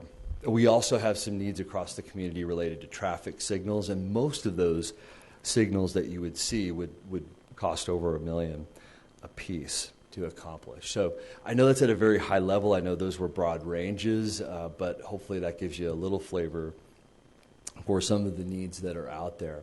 Let's see. And then in the area of community resources, I want to give you a little flavor for some of the things happening there and some of the ranges of cost. First, the city has a trail assessment that is underway. and we have a need to make paved trail connections, and we think that that cost might be somewhere in the neighborhood of $3 to $6 million. We also need to repair some of our existing concrete paths. We think that we have a log there of between $2 and $3 million. And then park implementations. One of the most recent and vivid park plan implementations was at Ray Ross, and the park was basically transformed in whole, if you're familiar with Ray Ross Park. And so if you can overlay that to other parks across the community, for example, Carmody Park plan implementation might be in the $7 million and over range. Lasley Park over $1 million, and others like Whitlock and so forth could come together and exceed $10 million for those park plan implementation. Bicycle master plan, I know that that was brought up earlier in our sustainability plan, but I think it was reported that something like 7% or whatnot of the potential build out is complete, and those are in the multi-millions, over $20 to $30 million perhaps to replace some of those. And then lastly, I mentioned the playground replacements, but facility renovations, and we continue to do those. I mentioned the police station and Carmody and so forth. We do have a number of needs in that area, so that's something for your additional consideration. I know that was at a high level and didn't go necessarily into a great amount of depth in terms of what those features might be in those various parks or what the road construction choices might be, but it gives you a little flavor relative to the overall reserves and surpluses that are available to the city. So that wraps up my comments, but before I welcome questions, Mayor, from you and Council, I want to introduce Mr. Dee Weiser, who will come to the podium for some comments and some feedback. As mentioned, Councilman Dave Wickman asked a question or two regarding elimination of the ratchet effect that Tabor presents. Also has mentioned the idea of removing limits from certain sources of revenue, like police extra duty activities, things of that nature, certain grants and so forth. And I deferred to the city attorney's office to try to answer those questions, and they've invited Special Counsel Dee Weiser to do that. He's a partner in the law firm of Butler and Snow and is a expert on the legalities of Tabor dating back to the creation of Tabor in the early 90s. So, Mr. Weiser, please come forward, and if you would talk on those matters for the council, I'll be right back up. Good evening, sir. Thank you for coming out tonight. Mayor, members of council, my name again is Dee Weiser. I've been practicing law in Colorado now 40 years this year. And in a way, I got my start at the city of Lakewood because when I was at DU Law School, I was a law clerk in the city attorney's office, and I've been advising local governments and state agencies ever since. So thank you for that beginning. I do an awful lot of work in the Tabor area. Almost a day does not pass when I haven't counseled some client about Tabor compliance issues. It's just hard to be in this practice given Tabor's broad impacts on state and local governments. A lot of the work I do is about helping governments craft and submit to their voters ballot questions, because really what Tabor's all about is giving to the voters the chance to make various financial decisions, debt, tax increases, and revenue increases as well. If the goal of the council is to keep the tax dollars that have been collected rather than to have to refund them to the voters as Tabor requires, then of course you can do that at any November election, and there's no magic form to what that question looks like. You have a lot of opportunity. There are some Tabor questions, like in a tax increase or a debt increase, where Tabor mandates the form of the question, but in the context of keeping excess revenues, you really have a lot of freedom to decide how you would like to pursue that. If your goal is to avoid the ratchet effect forevermore, then the thing to do would be to ask the voters a pretty broad question that would be something like, without increasing taxes, shall the city be authorized to keep the revenues that it collects from existing tax rates. And then from that point, you can make other choices. One of your choices might be to say that that only lasts for a period of time, a sunset provision. And maybe it's 5 years or 10 years, whatever you pick. And of course, at the end of that period of time, whoever's sitting at the council at that time would have to make a choice about whether to go back or to live with the Tabor constraints from that point forward.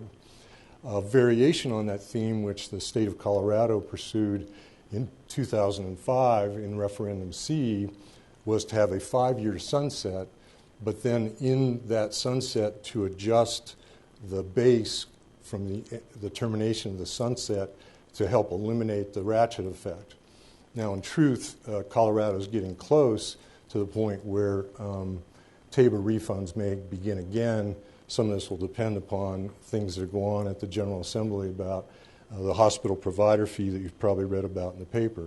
But that would certainly be, those would be the kinds of choices you would make in crafting a question.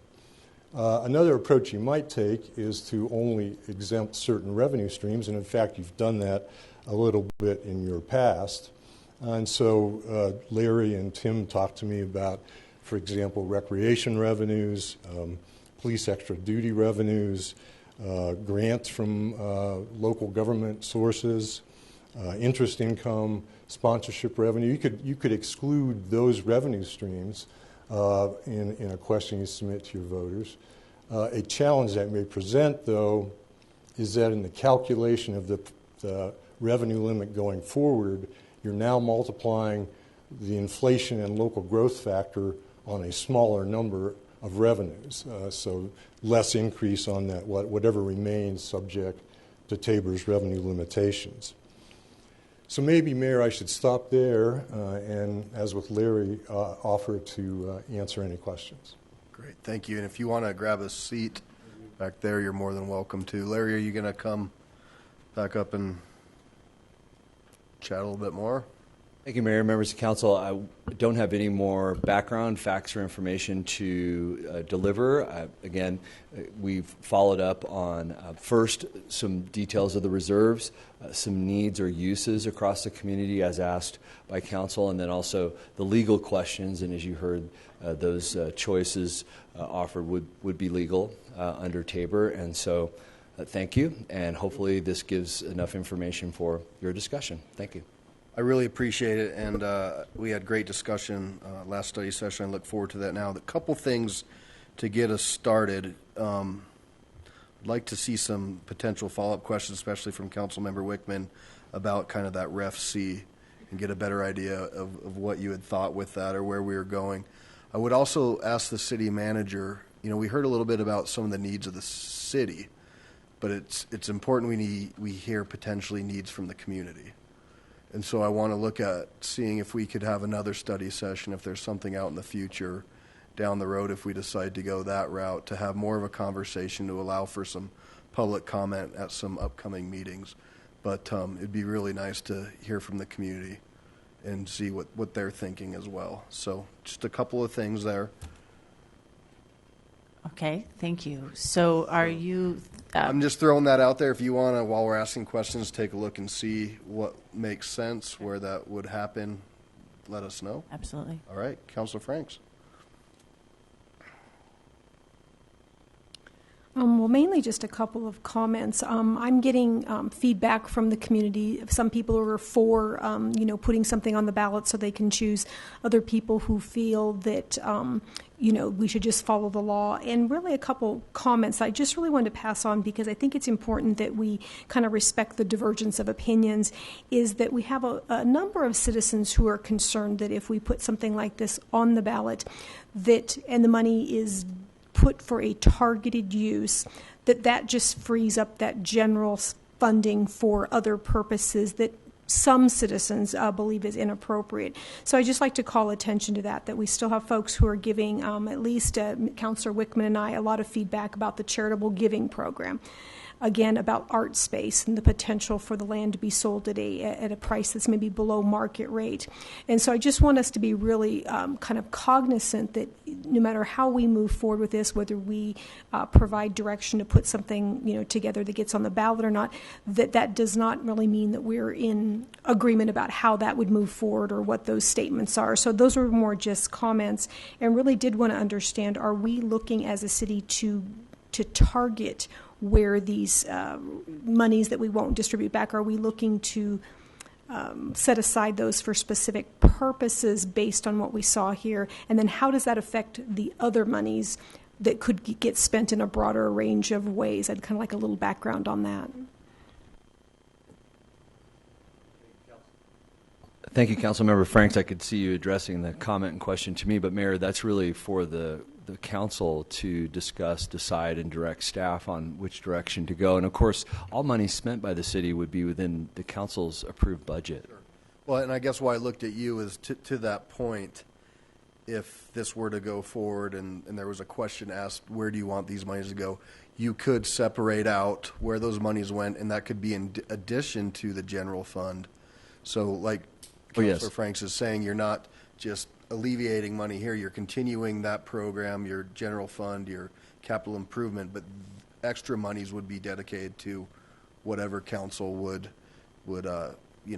decide based on what the community's needs are. Yes, thank you. I beg your pardon. That is a technical question, and yes, that is an option for you. Mm-hmm. Okay. Councilor Coop?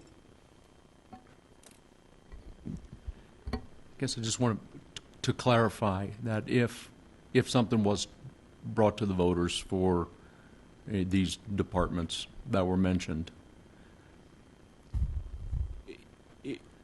and then a few years down the road, we thought, okay, they've got everything they need. This money needs to go somewhere else. That would mean going back to the voters. Councilman, that's correct. If you had a very narrow list of uses in the question you submitted to your voters and those uses no longer were relevant, or you felt the needs had been met and there was some other priority, then you would have to go back to your voters to ask for permission to spend it in some other way. Okay, thank you. Councilor Abel? A few things. You gave us numbers about 6th Avenue, Wadsworth Bridge, the Kipling widening, that sort of thing. The numbers you gave us, were those total cost or Lakewood's cost? Those were the total costs. Okay, so Lakewood's cost would be significantly lower than those figures you gave us. It would be lower indeed. Thank you. Yes. I'm sorry, I didn't mean to interrupt. It would be lower. Thank you. Just to be clear, if we were to give this money back to the taxpayers, would it mean that we would no longer be building playgrounds, hiring police, providing sidewalks and public trails? Because I remember 10 years ago or so, there was a tax increase before council, and we were told that without it we would be turning off the street lights and risking public safety. So I just want to make sure that we're not engaging in that same kind of conversation. I like the mayor's idea about getting community comments on this. It's their money, and I'd like to hear the opinions. What I've heard from Ward 1, just anecdotally, is that people would like to get a check. And to that point, if we cut checks and people don't want to give the money back, do they have to cash them, Mr. Dorr? Let's see. If we issue a check that's not cashed, then no, the money wouldn't be used. Obviously, it would. Well, the money wouldn't be going back to the citizen. It would remain with the city. Is that right? Correct. Thank you. But I do think it's the rare circumstance where a government cashes a check. I was an elected official when Tabor passed, and I thought, well, at least I could go around and hand out checks when we had to do a refund, and that would help my reelection campaign. But nobody actually does it that way. Usually it's done by some tax credit mechanism where they don't actually see a check, and so it comes to them automatically. In the first place, I'm not running for re-election and haven't even contemplated the concept. Secondly, we do give checks. We send out, well, it's refund on, last time it was refund on the stormwater bill. And property. All right. So can people refuse to take that, or? Well, sure, they could, yes. At the same time, though, the city needs to refund taxes that are due to the taxpayers. You know, if they're uncashed checks or whatnot, we would then need to find some other way to share or reduce taxes, as mentioned, and of course that would be administratively expensive and so forth. I'm not sure that'd be a good recommendation. That comes back to a question of equity that I believe Ms. Franks raised last study session on Tabor. Is there a more equitable way to distribute Tabor refunds? Since, as we mentioned, property tax is 7% of our revenue and sales tax is 72% of the revenue, and while I realize that property owners do pay sales tax, there's a large gap out there. A person who's been in an elected position with the school suggested the other day that it might take the form of a tax holiday. Would that be possible? Or would that be too hard to hit the right mark with? It'd be difficult to know how much was refunded through tax holiday and so forth, so I'm not familiar I don't know that a refund via that method has ever been done. The most precise way and I believe the most administratively efficient and the most equitable way is through the property tax rebate. Thank you.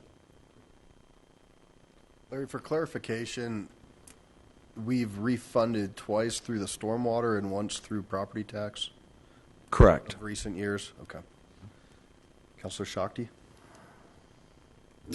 Could you, I realize they're like big picture and they're not, but could you send us an email with all of those big picture costs?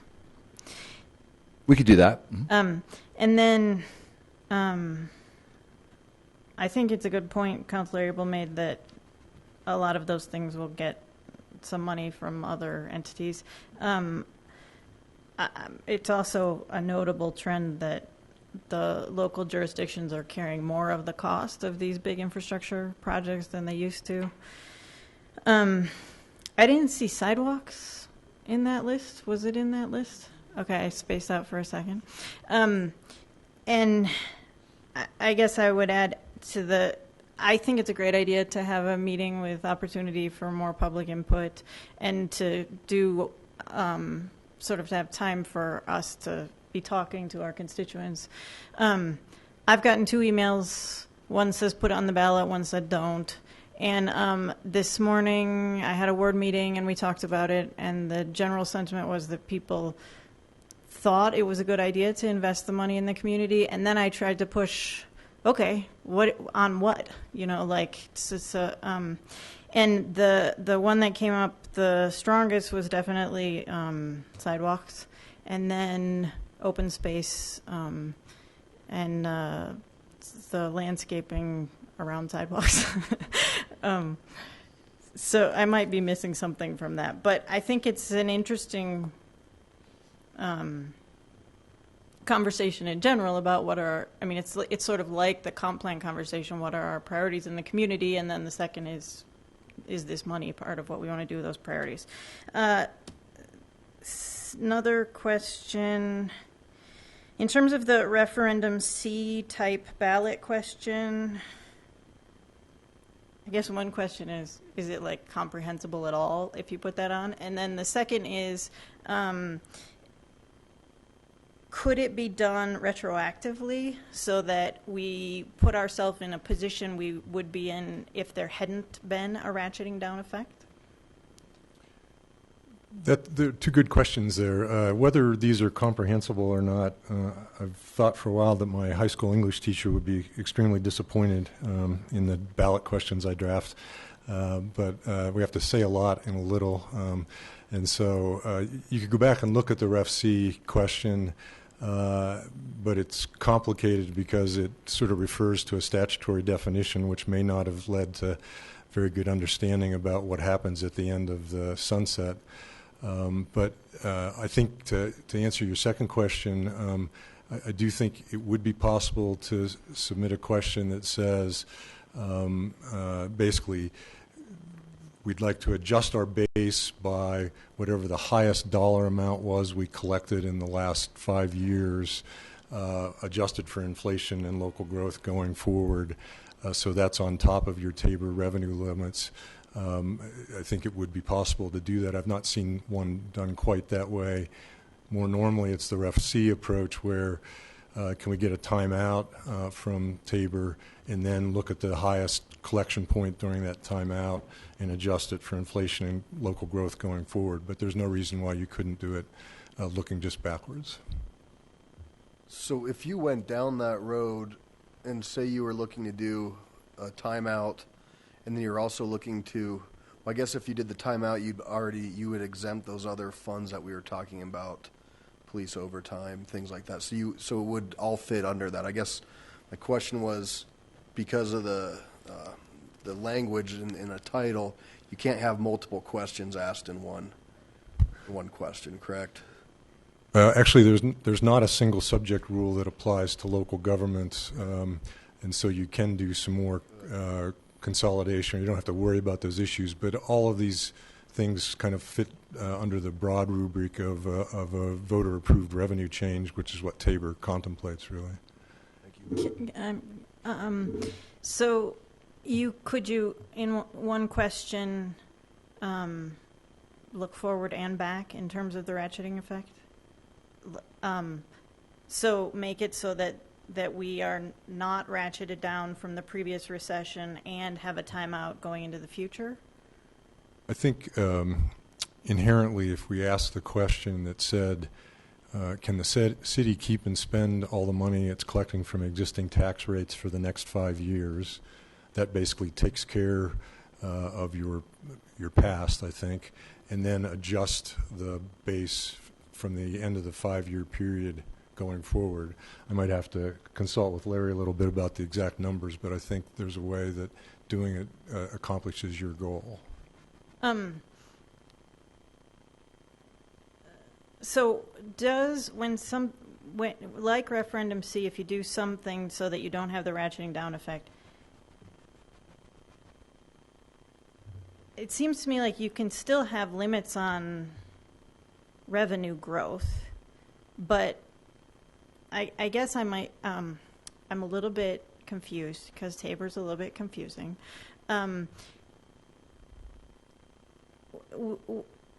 We can still limit growth. So if we assume that there's a trajectory line of growth, but then so that we don't end up spending a whole lot more even if the city gets a lot more money, but we're limiting it so that if there's a recession we don't have the ratcheting down effect.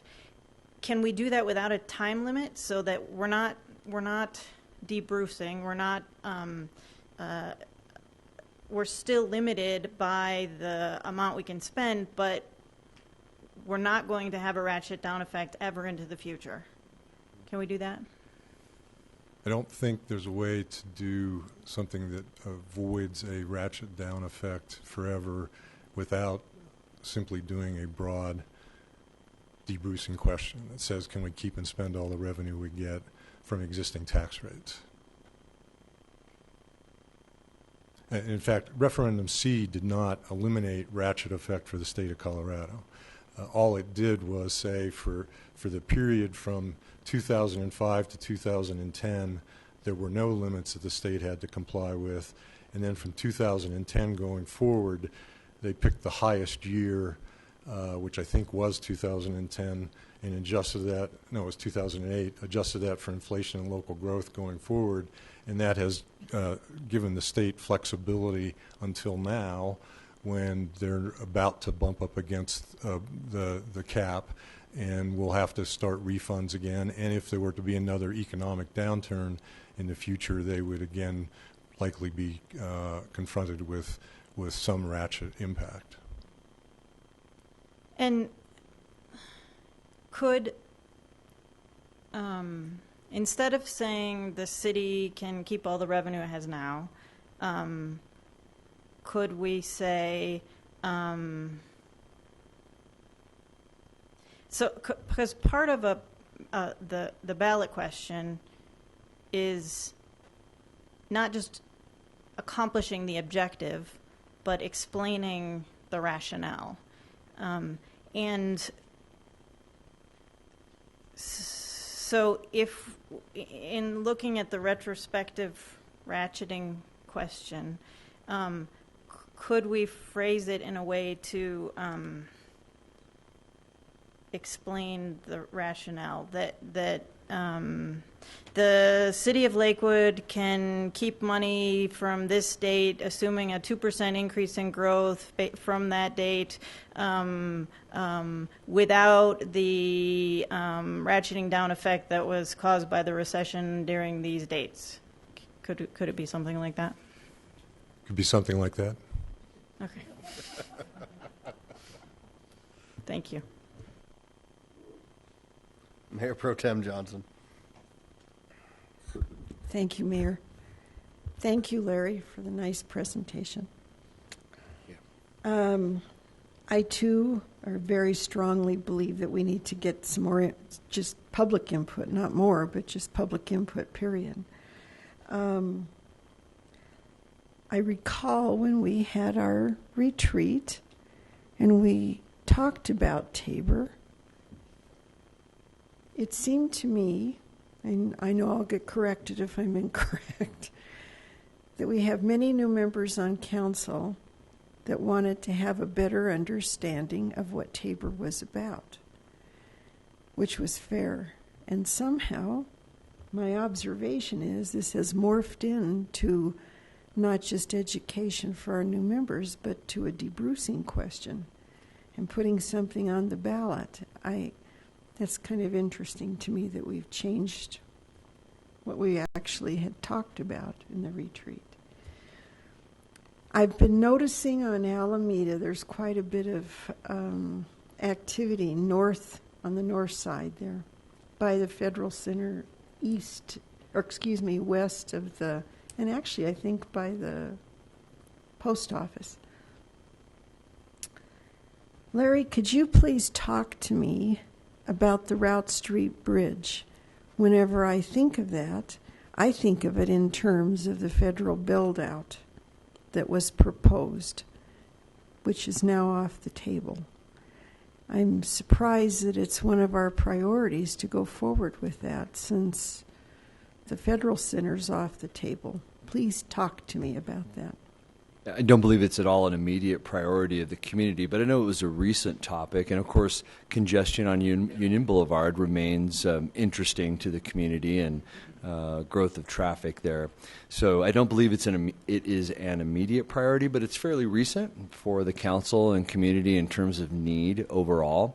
And at some point or another, more development may occur, and when it does, that will become more visible again. And because of its recent history and the large cost, it was something to discuss in terms of the overall needs of the community. But I don't think it's a very, very near-term priority, but it seems as though in the future it will be a need and it will be a costly one. Is there any kind of an update regarding the federal land? Do we know of anything that's out there as far as build-out? I can address that. So last we spoke, the GSA had intended to submit an RFP for the property, and that was to happen back in February, and that has not taken place. So it's GSA's property, and it's up to them to decide what to do with it. But there is not an update in terms of their disposition of that property. We are not in conversations with GSA as we've talked over the last several months here with council. Thank you. So, yes. I'm going to follow up to that question about the bridge. and I guess, Larry, you're probably not my guy, but you might know enough. I do believe it's also in the Union connectivity, that whole plan to complete the different road connections in that area to help alleviate traffic on Union to create the new north-south. So I think it is part of other plans other than just the Federal Center plan. Yeah, okay, thank you. Councilor Harrison. We talked about, and I'm not sure if this would be for Mr. Weiser or for Mr. Dorr, we talked about sunsetting language that we had in previous, we had that 5-year no tax. What was the language in that said we, during that 5-year, 8-year, where we It was an 8-year. Okay, 8-year. How did we do that? Because one of the questions was how do you do it and then start it again?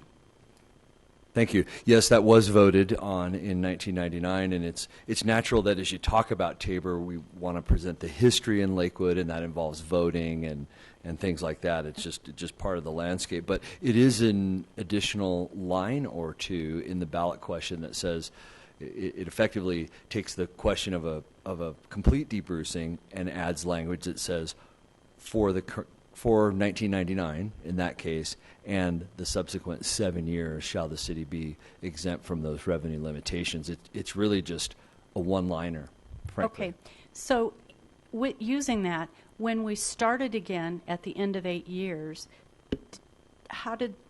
what did we start from in the ratchet effect at that point? Yeah, effectively the other language, the second line in the two-liner is upon sunset, shall the base of revenues be reset to the then current year, and effectively that's what was done in the city of Lakewood. It could be, I hadn't heard what Mr. Weiser was proposing, that it could also be it could be the highest year during the 8 years. In 1999 was just voted to be the then 2007 revenues. So effectively, we could establish whatever year we wanted to use as ratchet if we would choose to go that way, and if the voters supported that, correct? Yes. That's correct. Okay.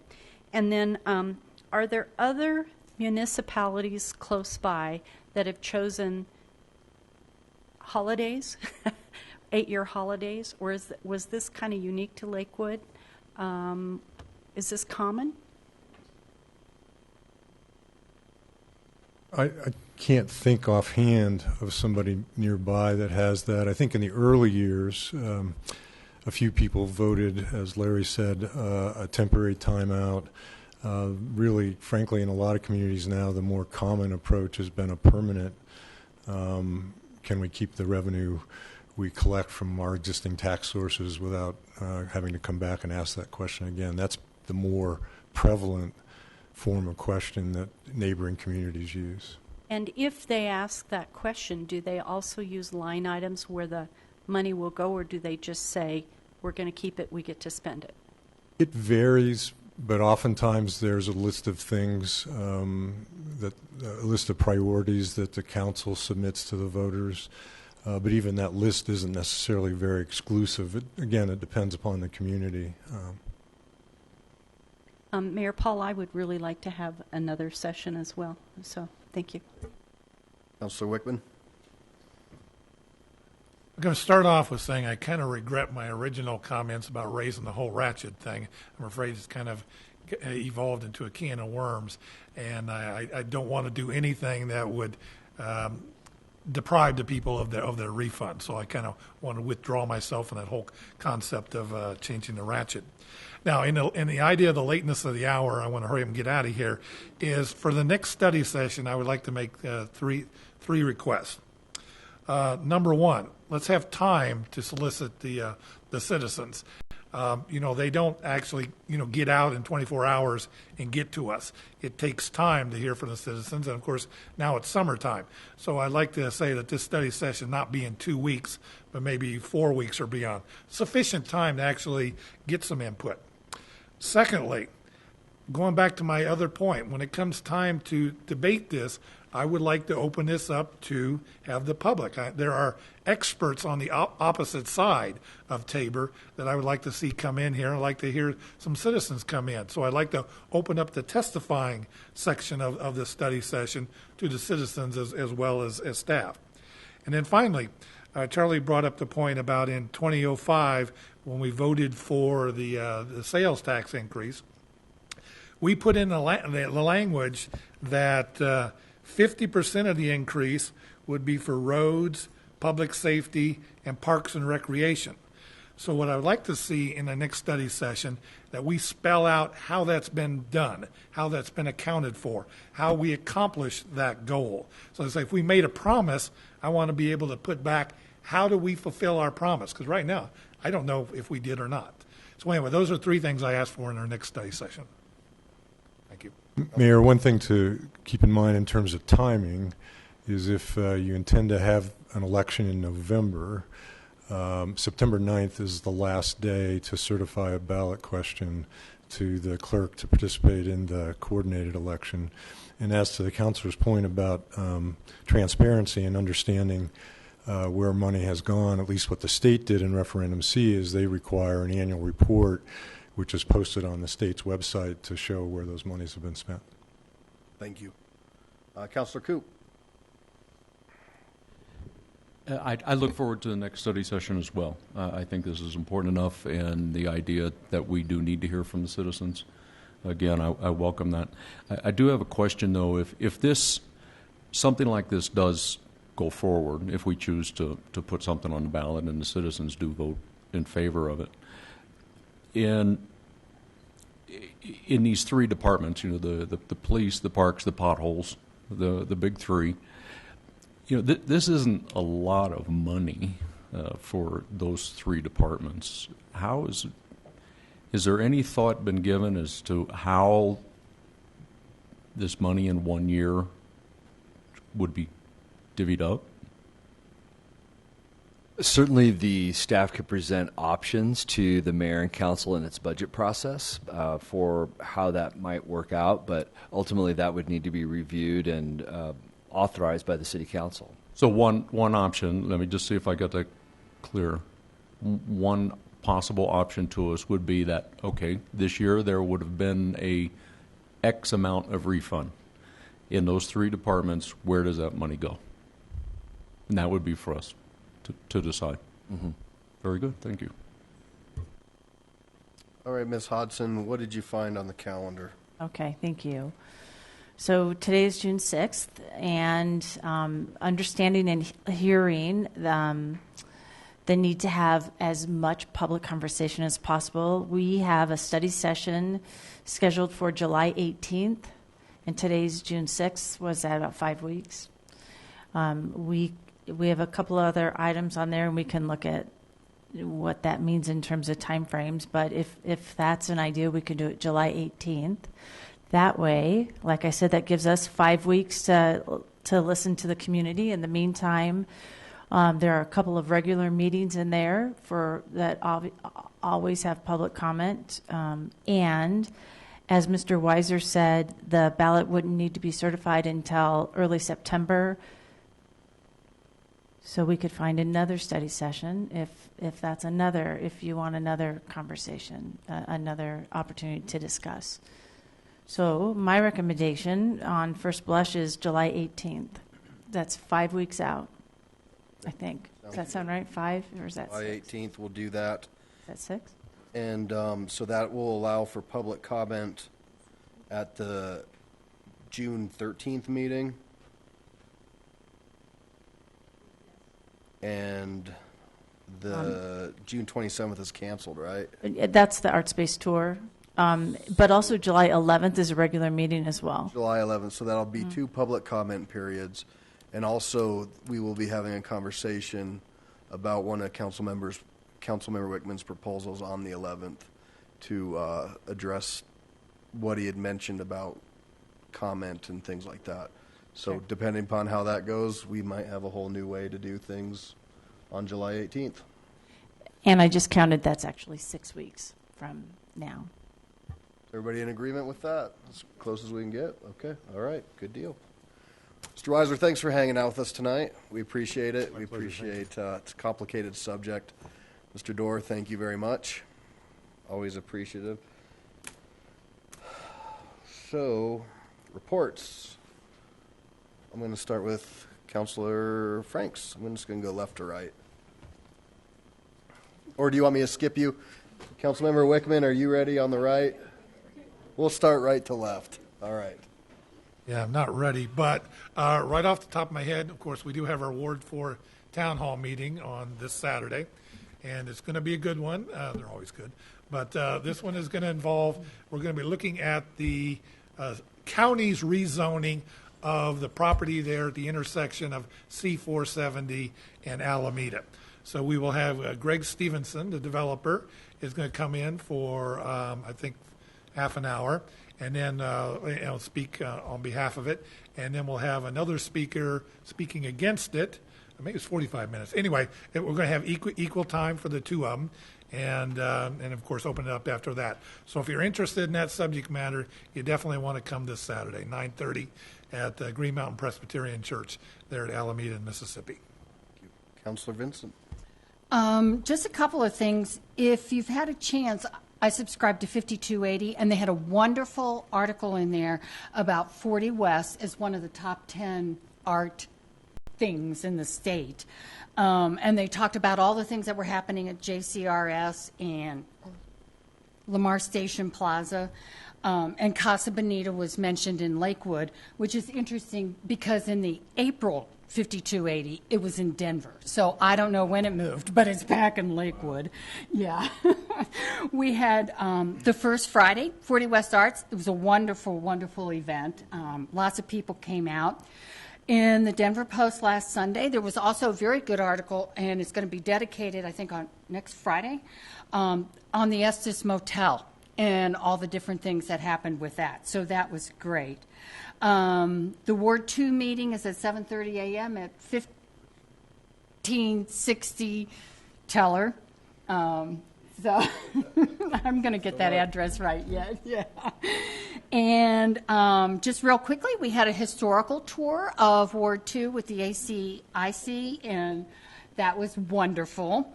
But we found a lot more things that we wanted to talk about. People were going, well, what's there? What's there? And so we have to add a lot more next time. And the Montessori School welcome is coming, and it's just a wonderful facility. And that's all I have. Thank you. Councilor Roybal. Boy, that was a lot. I'm going to make mine short and sweet.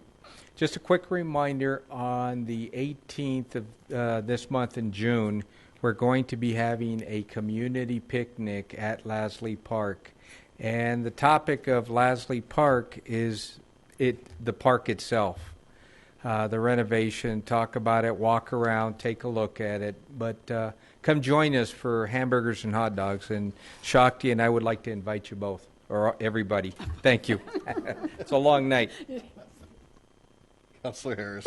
I wanted to point out that we have two really spectacular gardens in Kendrick Lake area. The Kendrick Lake Gardens right now are spectacular. So if you need something to do on a Saturday morning or afternoon and want to take a walk, that's a spectacular place to go. Another really gorgeous lawn in Ward 2 is at 17th and Iris. It's very close to my office, and I don't know where this guy gets his time, but it is really a beautiful place to go visit. So go drive by and wave at him. He's really a nice guy. Thank you. Mayor Pro Tem Johnson. Thank you, Mayor. Well, Ward 1 will be having our next ward meeting on June 18th from 9 to about 10:30. Oh, okay, we've changed the time, new time. Holy Shepherd Lutheran Church at 9th and Kipling. And Councilman Abel and I have come to the conclusion that our meetings are best when people bring up the issues that are important to them, rather than necessarily having a guest speaker. So we want to hear what's on folks' minds, and that's the agenda, correct? Okay. President Shakti. Saturday, I have that day right, yeah. Saturday, 5 p.m., the Rock and Block Party at the Heritage Center. Free music, games, food truck, movie, beer garden with local beer, and the opening of the Estes Motel. So it's a packed schedule. Member Abel. As usual, Councilwoman Johnson leaves me very little to say. We will be discussing the Tabor issue at the June 18th meeting, and any other issue the Ward 1 folks want to raise. So thank you. Are you saying I leave you speechless? Yes, ma'am. I don't believe it. Yes, sir. Councilmember Coop has nothing. Councilmember Franks. I just wanted to add, we had open forums at the Ward 4 meetings for quite a while, and then folks did actually want some speakers. So after the June meeting, which is about the development at C470 and the rezoning at C470 in Alameda, in July we're going to have a staff from the city talk about traffic, parking. That's become a big issue in our area. And then August is going to be code enforcement. And so in order to help staff best prepare, if you've got questions, please send those to either Councilor Wickman or myself so we can make sure staff's prepared to answer your questions. Thanks. Great. Well, I have a couple things I wanted to touch on, and I'm glad Councilmember Vincent did, but it was a great article in the newspaper, and it really talked a lot. Our staff did a great job talking about the history and trying to honor and really where the Historical Preservation Society came from. And even though this is, in the 1900s still, it's pretty cool. And I think they offered us a place to stay for a night. Not together. There's 2 rooms. Walt, there's 2 rooms. But it should be cool. So I'm excited to see that come onto the campus and be open for folks. We also had the motocross event at Thunder Valley, and our staff always does a great job, and that's an international event. So that was this weekend and was in the newspaper. Sylvie LaMontagne came in 4th in the National Spelling Bee, which is pretty cool to see on ESPN. So congratulations to her. And then we'll figure out a way to get this out, but Dr. Robert and Gretchen Garcia, who are residents of Ward 5, wrote a book called The Park, and it's about kind of the Bear Creek Greenbelt in the Stonehouse. And they've been walking down there for 4 or 5 years, and they just started to meet people and started to include stories from other people about the park and how much they like the park. And they give guided tours at the park for free on Tuesdays, Thursdays, and Saturdays from 8 to 9:30 a.m. So it's really cool. I'm excited to look at the book, and there's some amazing wildlife pictures in here from the park. So check that out if you can. We might sell it. I don't know. If you want to borrow my copy, you can. And then, of course, Inspire Arts Week is going on. Lots of events and festivities, as well as Taste of the West Thursday night at the fairgrounds from 5 to 8 p.m. Councilor Wickman, did you miss something? Yeah, it just occurred to me on the Rock and Block, there's a lot of things, but one thing I did want to mention is the Lakewood Historical Society is having their annual What It's Worth, and that's from 9 a.m. until I think 2 or 3. And what that is if you've got some heirlooms, you can bring it in, and for a charge, they'll have appraisers give you an idea of what it's worth. So again, that'll be at the Visitor Center there at the Heritage Center this Saturday. Great. Michelle? Mr. Cox, Ms. Hodson. Yes, please. I neglected to mention something. So during this Tabor conversation, we'll make sure to put Larry's PowerPoint on the website. And also, Councilor Shakti asked for some more specific, detailed information. We'll make sure that's available on the website, too. So as you're having these conversations over the next 6 weeks, you have access to that, and you can direct people to the website as well. So whatever information that we have, we'll make sure to post it on there. Just saying. Thank you very much. Anything else for the good of the order? With that, we're adjourned at 9:32 p.m. Thank you.